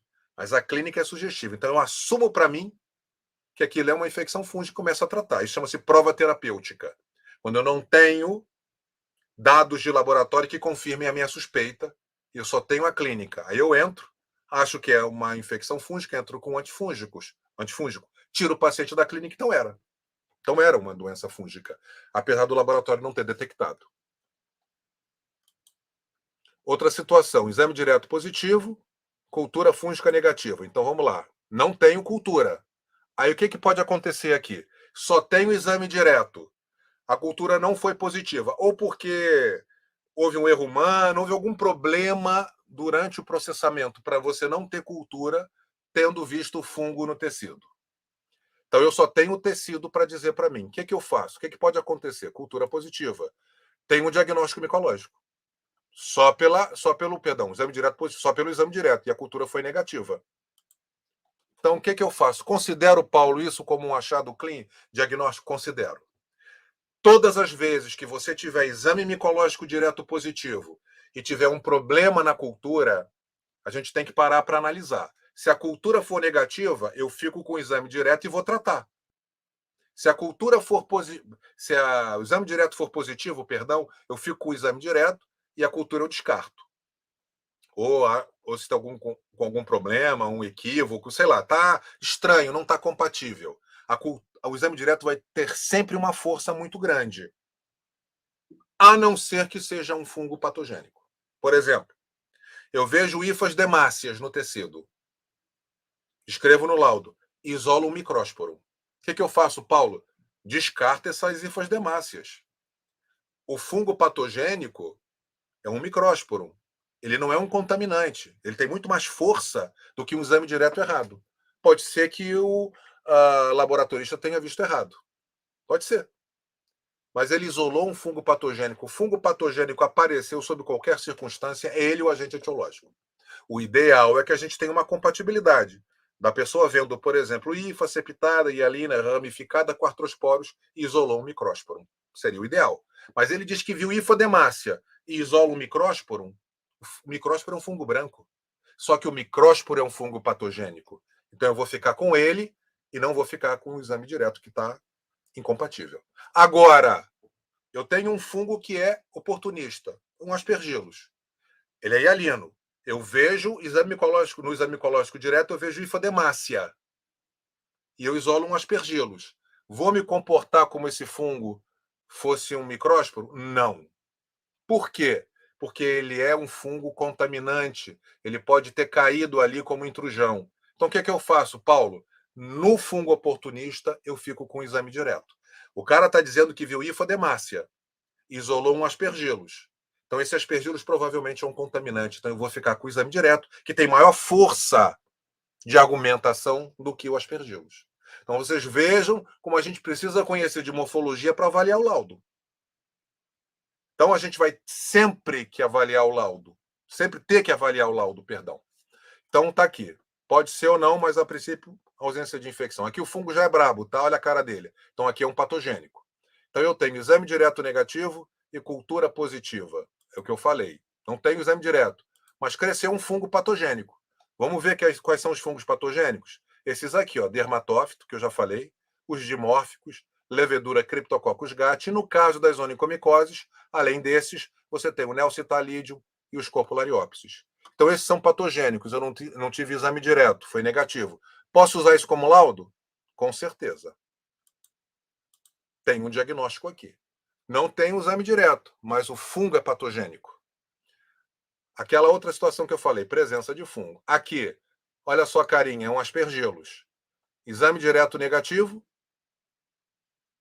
mas cresceu um aspergillus. Olha a situação, um fungo não patogênico. Eu posso ter duas coisas aqui que eu já mencionei.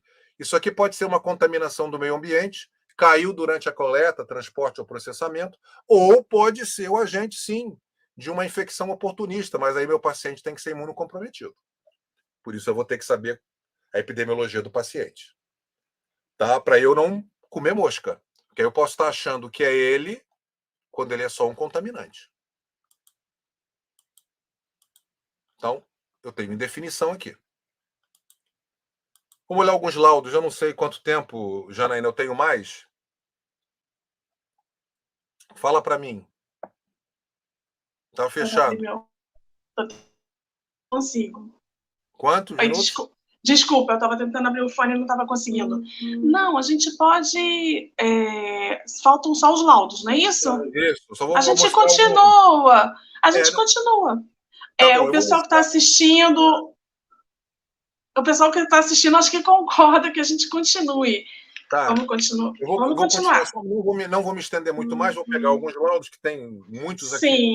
Só para mostrar a você. Então, é uma brincadeira que eu fiz, como eu não posso acusar os colegas e nem os laboratórios, e como, na verdade, os laudos, todos esses laudos são ipsilíteres, os laudos que eu recebi. Então, escrita de fungo errada, aspectos errados de laudo, eu botei aqui, bruto, só não está o nome das pessoas. E para brincar, como a gente tem aquela história, né, de fabriqueta de fundo de quintal, eu fiz uma analogia. Na verdade, o nosso laboratório é um laboratório de fungo de quintal, tá? E aí... mas ninguém botou no laudo mofo não, né, doutor Paulo? Não botou. Mas se botar, é laboratório de fungo de quintal. Então, para fazer uma brincadeira com a coisa, o laboratório de fundo de quintal. Então, nosso laboratório fungo de quintal, né, que faz micologia diagnóstica, vocês estão vendo o laudo comum, com a qualificação aqui do paciente, e depois a gente vai para o laudo mesmo. Vai descrever a amostra, vai fazer o exame direto, vai fazer a cultura, aqui os valores de referência. O exame direto tem que ser negativo, tem infecção, cultura tem que ser negativo também. Tá, então, uma brincadeirazinha, um laudozinho, só para a gente ver alguns laudos verídicos. Isso é verdade, saiu de laboratórios importantes, inclusive, tá? Mas vamos lá. Então, o que a gente tem aqui? Aquilo que eu falei para vocês. Se eu estou vendo no exame direto maçãs, eu tenho que encontrar maçãs. Se eu estou vendo no exame direto maçãs e eu isolo banana, tem algum problema. É aí que a gente vai ter problema mesmo. Porque eu vou ter que saber o quê? Um laudo assim, com maçãs e bananas, posso salvar esse laudo? É o que a gente vai tentar fazer. O que eu posso pegar desse laudo que pode me oferecer alguma condição de uma proposta terapêutica? Tá? Vamos lá. Então, peguei aqui um fungo filamentoso, o aspergillus, o velho e bom aspergillus é o nosso protagonista, que é um fungo hialino. Se eu, na verdade, se eu tiver um aspergillus lá no tecido, como eu falei, eu vou ter que ter um aspergillus na cultura. Aqui a gente não consegue ver o aspergillus, como eu falei para vocês, só a hifa. Mas eu estou dizendo que se eu encontrar esse aspergillus aqui, é porque ele estava lá. Tá? Então é a mesma coisa. Se eu estou vendo aspergillus na cultura, eu vou ter que ter aspergillus no tecido. Né? Então, maçã, banana e banana. Então vamos lá. Na verdade, qual é a realidade do laboratório? O que o laboratório vai ver no exame direto? Em se tratando de um fungo hialino ou do aspergillus que eu falei? hifa, septada, hialina e ramificada. Por quê? Lembra do solo? Não dá para o fungo, o vegetal estar emborcado lá no tecido.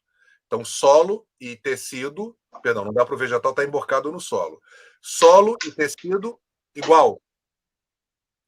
Raiz no tecido, perdão, raiz no solo, hifa no tecido. Então, quando eu pego o material para olhar, Paulo, o que é que eu vou ver? Hifa.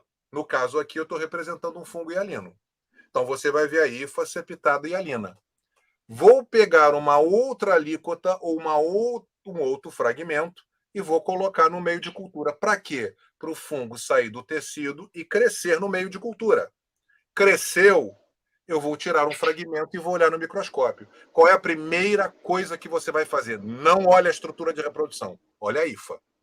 Se eu tenho uma hifa no tecido, e eu já caracterizei que ela é hialina, meu fungo tem que ter hifa e hialina. Tá? Então, o que tu vai ver? Um fungo de hifa e hialina. Se eram aspergilos, então ele vai estar aqui. Quando eu for olhar a estrutura de reprodução, eu vou caracterizar hifa, septada e hialina, fungo isolado, aspergilos. Está perfeito o laudo? Perfeito. Tá? Então, isso é importante. Ficou errado aqui. O outro fungo é um fungo negro, o Cladosporium, por exemplo. Se ele está lá no tecido, eu vou ter que isolar ele aqui. Então, o que a gente vê no laboratório, de fato? Uma hifa demácia. Hifa, septada, demácia e ramificada. O que vai ter que crescer na cultura, gente? Um fungo de hifa demácia. Então, o que eu vou ter que olhar? Uma hifa demácia. É a primeira coisa, não olha a estrutura de reprodução. Confirmou que a hifa é demácia no tecido e a hifa demácia na cultura? Vamos olhar a estrutura de reprodução. E aí, com a estrutura de reprodução, a gente vai confirmar que era um cladospóreo. Porque no tecido, lembra, eu não vejo estrutura de reprodução. É assim que a gente trabalha, tá? Então, vamos lá. Para a levedura, um fungo de hifas aseptadas. Aqui é um rhizopus. Se ele está lá no tecido, ele vai ter que crescer na cultura. O que a gente vê no laboratório de fato? Não vê a estrutura de reprodução no tecido. Vê o quê? Hifas aseptadas. O que vai ter que crescer no meio de cultura? Hifa aseptada. Está compatível? Hifa no tecido, hifa na cultura. Vamos ver agora a estrutura de reprodução. Qual é a estrutura de reprodução? Era uma estrutura de um rhizopus. Fechei o diagnóstico. Tá? A mesma coisa aqui, uma cândida. Vi as estruturas da cândida, pseudohifas, por exemplo. Isolo uma cândida, faço a bioquímica, confirmo que era levedura. Perfeito. E o fungo dimórfico? Peguei aqui o Talaromyces. No tecido ele é levedura. Vou fazer cultura nas duas temperaturas, ambiente e tecido, e 37 graus. Então vai crescer um fungo filamentoso, já que ele é dimórfico, ó. E no outro meio de cultura vai crescer uma levedura. Esta levedura tem que ser compatível com aquela que eu vi no tecido. Diagnóstico perfeito. Inclusive com a obtenção do dimorfismo aqui, ó. O fungo é um fungo dimórfico. Então vamos lá, alguns laudos. Esse laudo é um laudo verídico, laudo de dermatologia. Amostra clínica 1, raspado de hálux, ou seja, o dedão, né, do e raspado do primeiro pododáctilo esquerdo, né? O hálux também. O que vai acontecer? Isso foi como o cara escreveu, por isso que eu reproduzi. O que vai acontecer? Exame micológico direto. O que foi que o cara fez? Isso é laudo dele. Na primeira amostra, ele disse que viu dermatófito. Na segunda amostra, foi negativa. E ele fez com KOH, que é um líquido de montagem. O exame micológico direto, ou a pesquisa direta, gente, como é que eu falo para quem está lendo o laudo? Eu descrevo. O exame micológico direto é um laudo descritivo. Então, eu não coloco positivo para dermatófito. O que eu vou colocar? Hifa, septada, hialina, ramificada e artrosporos. Eu sei, como micologista, e quando ele diz que é positivo para dermatófito, eu vou intuir que ele viu isso que eu falei. Mas era bom ele ter colocado a descrição das estruturas, porque ele pode estar dizendo que viu dermatófito, mas, na verdade, se ele não descreve, eu não sei. Mas se ele tivesse feito a descrição, eu teria visto se era um dermatófito ou não. Então, esse laudo não é o melhor laudo. Por que eu não tenho prurido com esse laudo? Olha a cultura. Trichophyton rubrum. Trichophyton rubrum, o que é? É um fungo dimórfico. Se ele é um fungo dimórfico, não é contaminante. Então, pela cultura e pelo que ele descreveu, não tenho drama nenhum. É um laudo que dá para eu tratar a pessoa. Então, vamos lá. O que ele está dizendo que viu aqui quando falou que viu dermatófito? Essa estrutura aqui que ele teria descrito, teria que ter descrito. Olha aqui a estrutura do dermatófito, como é que é no tecido. Uma hifa septada e hialina, e aqui você está vendo essas estruturazinhas que parecem assim umas bolinhas, esses são os artrosporos. Era isso aqui que ele tinha que ter dito. Eu não sei se dá para vocês verem, mas a descrição qual seria? No exame ecológico direto, hifa septada e hialina ramificada com artrosporos. A cultura, o que ele teria visto no Trichophyton rubrum? Hifa septada e hialina, compatível, e a presença das estruturas de reprodução. Essa estrutura grande aqui, que eu não vou entrar no detalhe, só vou dizer para vocês, chama-se macroconídeo, e essas bolinhas aqui todas, microconídeo. Está compatível? Perfeito. Vejam só uma coisa. De maneira geral, os laudos vêm assim. O cara descreve o que viu no exame direto e coloca o nome do fungo, Trichophyton rubrum. Digamos que você não seja micologista e recebeu esse laudo. Aí você está vendo lá que o cara disse que era um dermatófito. Ou digamos que ele tivesse descrito o que viu no exame direto. E depois ele colocou lá que o Trichophyton rubrum foi isolado. Aí você pode olhar o laudo e falar, meu Deus, esse Trichophyton rubrum, que fungo é esse? Ele é um fungo filamentoso? Ele é um fungo leveduriforme? Ele é um fungo de hifialina, um fungo de hifademácia? Ele é um fungo de hifaceptada? Não sei. Por que eu não sei? Porque o laudo só vem com o nome do fungo. O que eu recomendo a vocês?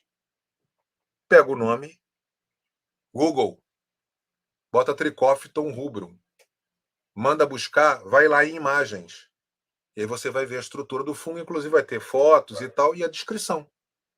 Hifa septada e hialina ramificada. É o que eu vou recomendar a vocês, enquanto vocês não têm consistência com a micologia. Como todos os laudos vão vir apenas o nome do fungo, e eu não sei se ele é branco, negro, se ele é aseptado, se ele é leveduriforme, o compromisso que eu peço a vocês é vocês pegarem o nome e caracterizar o fungo. Fazer uma decomposição desse fungo nas suas estruturas formadoras. Para quê? Para ver se é compatível com o exame direto. Porque senão você não tem defesa. Tá? Um outro laudo. Hálux esquerdo, exame direto não foi informado, foi assim que foi colocado, né, não, sem nada, e cresceu uma cândida. Olha o problema. O que ele deveria ter visto? Essas estruturas aí. Ó. Talvez células de levedura, pseudohifas, células gemulantes, isso é que ele deveria ter visto, ele não viu nada. Depois ele pegaria a amostra clínica, teria feito cultura para crescer um fungo e teria que ter feito bioquímica, porque levedura tem que fazer bioquímica. A única coisa que ele diz é que isolou uma Candida emulone e colocou método cultura específica. Não sei o que significa cultura específica. O que ele teria que ter feito é método bioquímica, auxanograma, barra, fermentação, qualquer coisa que me dissesse que esse cara jogou essa Cândida num equipamento automatizado ou semi-automatizado. Nessas condições de laudo, esse laudo não serve para muita coisa.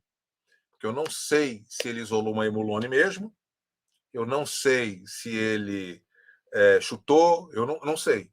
A emulone é uma cândida grave, ela é prima irmã da auris. Então isso teria que ser analisado com calma. Mas eu não sei se esse laudo tem algum valor diagnóstico. Porque o laudo está ruim. Solta uma cândida emulone assim, sem dizer como ele chegou a ela, tá? Então, como é que seria a emulone?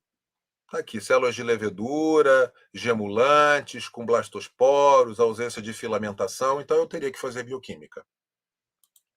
Um outro laudo. Vou falar alguns laudos, depois a gente encerra.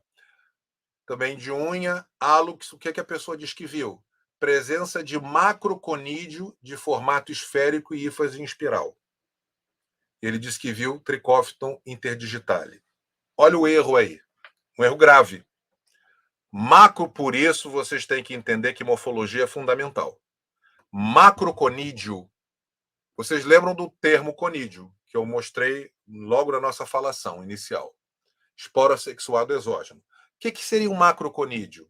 Quando o fungo produz dois tipos de conídeos, um grande e um pequeno, na mesma colônia, o grande a gente chama de macroconídeo, o pequeno de micro. Só que o que acontece? Ele disse que isolou um Trichophyton interdigitale, que é um Trichophyton mentagrophytes humano. Ele disse que isolou um Trichophyton, então é um fungo patogênico. Perfeito. Por causa de ter isolado esse fungo patogênico, eu até vou desconsiderar esse exame direto. Mas vamos analisar.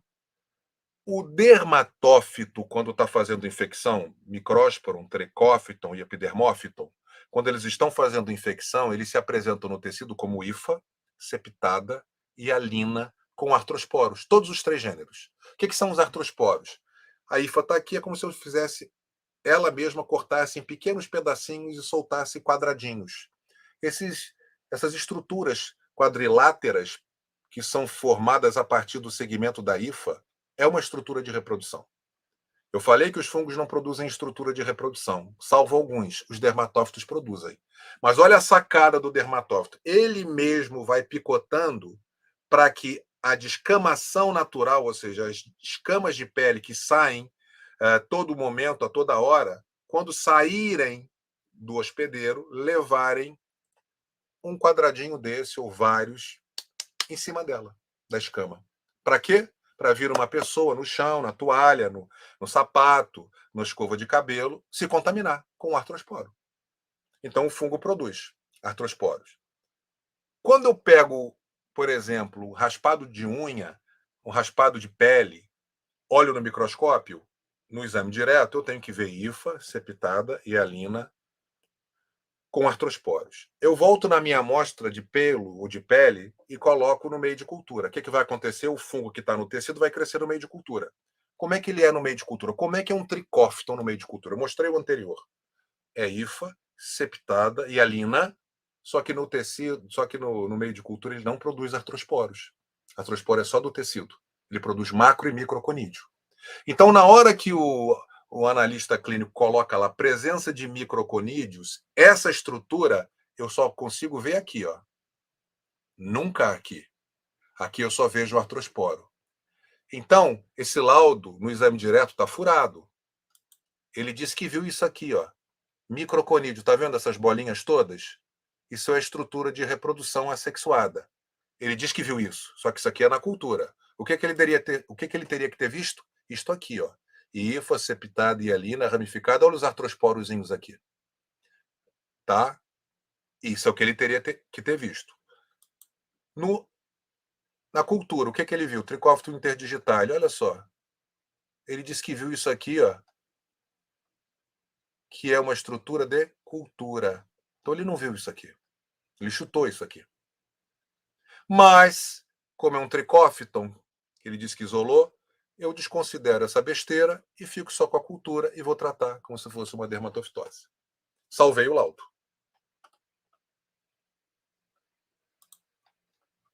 Não sei, eu não consigo ir mais para frente. Próximo slide. Bem, de qualquer maneira, gente, eu acho que está bom.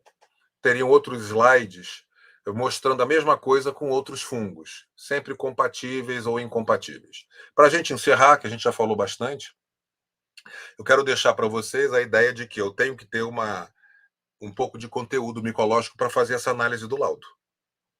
É importante que o laudo seja compatível tanto no exame direto quanto na cultura, ou seja, que esses achados se conversem, se falem. Quando eu tenho o exame direto negativo, mas tenho uma cultura positiva, eu só vou considerar esse laudo legal se essa cultura for de um fungo patogênico. Tá? Então, teve exame direto negativo e cresceu um dermatófito, um tricófito, um micrósporo, um epidermófito, um histoplasma, um paracoccidioides, um sporotrix. O exame direto foi negativo, mas cresceu um patogênico. Jogo o laudo fora? De jeito algum. Vou usar a cultura para tratar meu paciente. Ponto. Se eu tiver com um fungo oportunista, que não é nenhum desses patogênicos, exame direto negativo, me cresce um aspergillus, o que eu faço com isso, Paulo? Num primeiro momento eu vou ter que pensar. Tem que buscar para ver se o meu paciente ele é um paciente imunocomprometido, se é o único achado, aí eu vou ter que analisar. Se for de bate-pronto, ou seja, você chega para mim e fala, não tem exame direto positivo e isolei um aspergilo. Se for para ser estúpido, eu vou dizer, joga fora. Serve para nada. Mas a gente, caldo de galinha, né? E prudência, canja e prudência, nunca fez mal a ninguém. Opa, vamos à epidemiologia do paciente, então. Mas, num primeiro momento, não tem valor nenhum. Por quê? Eu não sei se esse aspergillus veio do ar ou se veio do paciente. Como é que eu sei que ele veio do paciente? O exame direto tem que ser positivo. Tá? Então, falando de cultura, patogênico e oportunista. Indo para o exame direto. Exame direto positivo. IFA septada e hialina ramificada. A cultura foi negativa. Posso ficar com esse laudo? Com certeza. Eu não sei que fungo é, mas o cara está dizendo para você que viu fungo no tecido. Se viu fungo no tecido, tem infecção. Tá? Exame direto positivo. IFA septada e hialina ramificada. Cultura de um fungo negro, uma alternária. Paulo, o que eu faço? A primeira coisa, ele disse que isolou uma alternária, a primeira coisa que você vai fazer, vai saber se a alternária é um fungo demácio ou hialino, ou de IFAs aceptadas. O que eu faço, Paulo? Pega a alternária, joga no Google, morfologia. Vai lá olhar. Confronta, perdão, com o que ele colocou no exame direto. Ele disse que viu um fungo branco e colocou um fungo negro. O que eu faço com isso? O fungo negro, como não é um patogênico, ele pode ser um contaminante. Então, eu jogo fora esse fungo negro e fico com quem, Paulo? Com o exame direto. Então, eu sei que são muitos conteúdos, mas é só para vocês entenderem que não dá para a gente aceitar um laudo como talvez a gente faria na microbiologia.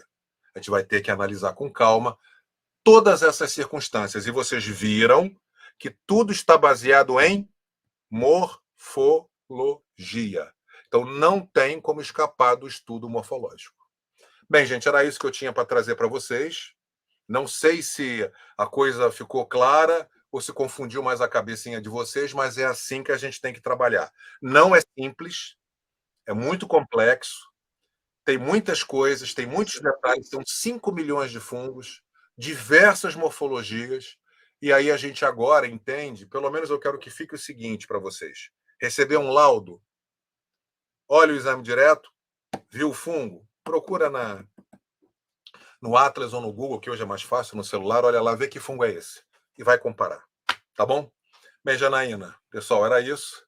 Desculpe aí atrasar vocês e tudo mais. Não precisa pedir desculpa, não precisa pedir desculpa. Eu pergunto a Júlia e o Marcos se tem alguma pergunta. Eu estou no celular, eu não consigo visualizar. Tem pergunta? Sim, deixa eu tentar localizar. A Jéssica perguntou, levedura cândida também é patogênico ou depende do local? Bem, a cândida é um problema, porque ela era considerada um oportunista. A albicans, ela hoje está sendo considerada patogênica. Por quê? Por conta do dimorfismo que ela produz. Dimorfismo não é uma terceira morfologia, como eu falei para vocês. Você tem IFA septada, hialina ramificada, demácia, IFA aceptada, que é uma outra estrutura, e você vai ter as células de levedura com pseudo-IFAs. O fungo, essas são as estruturas gerais. A cândida, ela produz célula de levedura, gêmulas e pseudo-IFAs, álbicas. Só que quando ela está muito agressiva, ela produz IFA verdadeira. IFA verdadeira não é uma estrutura leveduriforme. Então você tem IFA septada e hialina ramificada, IFA septada demácia e IFA aceptada, dos fungos filamentosos. E levedura. O dimorfismo é isso. Numa determinada condição de cultivo, eu ter o fungo como filamentoso e ter o fungo como levedura. Só que na cândida, ela está no tecido, nas mesmas condições de cultivo, ela faz IFA verdadeira. Essa IFA verdadeira, o que é? Para aumentar a capacidade de destruição do tecido. Então, hoje, por conta disso, como a levedura cândida está sendo considerada um fungo dimórfico, e como o dimorfismo é um fator de patogenicidade, elas têm sido consideradas patogênicas também. Mas é um patogênico meia-boca. Ainda a levedura precisa que a gente abra a porta para ela. tá bom? Mas você vai ouvir muita gente dizendo que a Candida albicans é patogênica hoje por causa dessa capacidade de produzir hifa verdadeira. Aí ele se torna dimórfico, e aí dimorfismo é um fator de patogenicidade.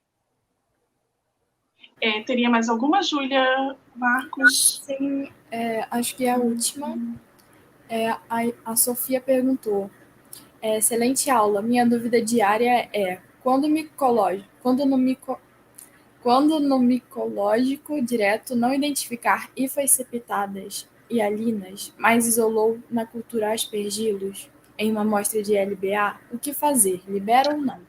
Isso aí seria leviano eu dizer não libera ou libera. A princípio, você tem dificuldade de fechar o diagnóstico. Mas aquela história, você está com um paciente com febre, resistente à antibiótico terapia, não isolou fungo nenhum, me aparece um aspergillus, é leviano você chegar e jogar fora. Tá? Um exemplo para vocês entenderem. Algum tempo atrás, num hospital aqui do Rio, uma paciente da entrada com uma síndrome neurológica. Vira-se a pessoa de cima embaixo, febre resistente à antibiótico terapia, de cima embaixo e tal, nada de encontrar agente etiológico algum. E as pessoas trocando de antibiótico. Até que, num dado momento, se isola um Cryptococcus. Só que a pessoa fica com a cabeça do Cryptococcus neoformans. O neoformans é um oportunista, de paciente aidético normalmente. Puxa, isolou o neoformans, essa paciente está aidética. Vamos ver, aí vira de cima embaixo, carga viral, nada. Esse Cryptococcus é um contaminante. Continuaram tentando até que a paciente veio a falecer. Conversando com um aluno que contou essa história, eu falei, você está com Cryptococcus isolado lá? Tô. Peguei o H-canavanina glicina azul de bromotimol, que eu tinha lá, o HCGB, que separa Cryptococcus neoformans de Cryptococcus gat. Gat não é oportunista, é patogênico. Por que as pessoas nunca lembram do gat? Porque antigamente a gente só tinha um agente etiológico, o Cryptococcus neoformans. Variedade neoformans e variedade gat. Mas eles eram suficientemente diferentes molecularmente para estarem em espécies diferentes, não serem da mesma espécie com variedades diferentes. Então, quem é que fica no ideário das pessoas? O neoformans, que todo mundo sabe que é um oportunista, principalmente de aidético. Então, o que acontece? O que vai acontecer? Você fica com a ideia do neoformans, esquece o GAT, vai buscar um imunocomprometimento da paciente, não vai encontrar. Tá? Porque o GAT é um fungo patogênico. Se ele é patogênico, ele não precisa de porta de entrada, de fatores facilitadores. Ele vai causar infecção como qualquer outro organismo patogênico. Aí o menino levou o HCGB, que separa GAT de neoformans. O que foi que aconteceu? Algumas horas do dia seguinte, estava virando meio para azul, caracterizando que era um GAT. Ou seja, as pessoas negligenciam, esquecem dos agentes etiológicos, leva isso de uma maneira completamente tosca. É aquela história. Você não tinha nenhum isolado de micro-organismo algum. Me aparece um GAT, parece um Cryptococcus SPP, que eu acho que é neoformas. Aí eu acho que está incompatível com a clínica do paciente. Mas foi o único organismo que eu isolei e a pessoa está com uma febre resistente à antibiótico terapia. Pomba, entra com uma anfotericina, entra com vórico, entra com qualquer coisa, gente. Entendeu? Quer dizer, então a micologia ela é assim. Ela é complicado porque as pessoas não têm nem epidemiologia, nem ecoepidemiologia do fungo e da doença, não conhecem de morfologia, não sabem como se trabalha, não tem a menor ideia do que é contaminação, do que não é. É uma lambança. Então, é importante que a gente tenha um estudo muito consistente de morfologia, que é a base do trabalho, e um estudo consistente da ecoepidemiologia, do fungo e da doença que ele causa. Só para concluir, há muitos anos atrás, me chega uma pessoa aqui do interior do estado, do Rio, dizendo assim para mim, Paulo, eu estou com um esfregaço aqui, um sedimento de urina, que eu fiz aqui um exame direto, e vi que é micrósporum. Eu vou levar aí para você ver, você pode me atender? Eu falei, com certeza. Só que eu já sabia que não era micrósporum. Porque micrósporum é um fungo dermatófito que faz infecção em pele e unha. faz infecção sistêmica. Então, provavelmente, ele viu qualquer coisa, mas não um dermatófito. Mas ele foi lá. E quando ele me apresenta a lâmina, era uma estrutura que parecia uma vírgula enorme mesmo.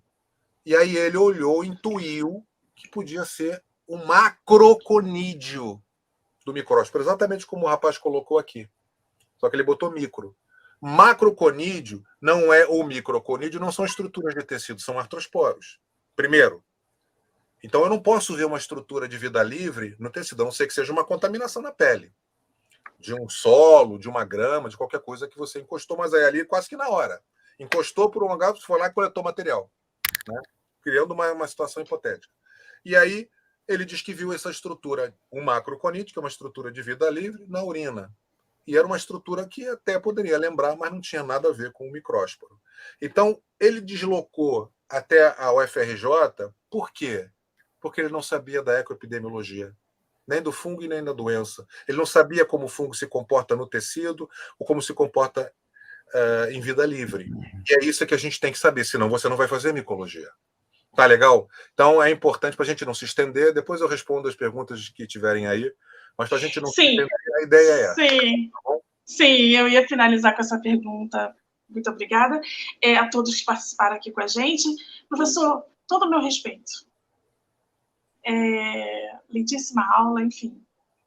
Eu queria dizer só que em microbiologia, o conhecimento teórico é fundamental. A microbiologia que eu falo é parasito, micologia, bacteriologia, virologia.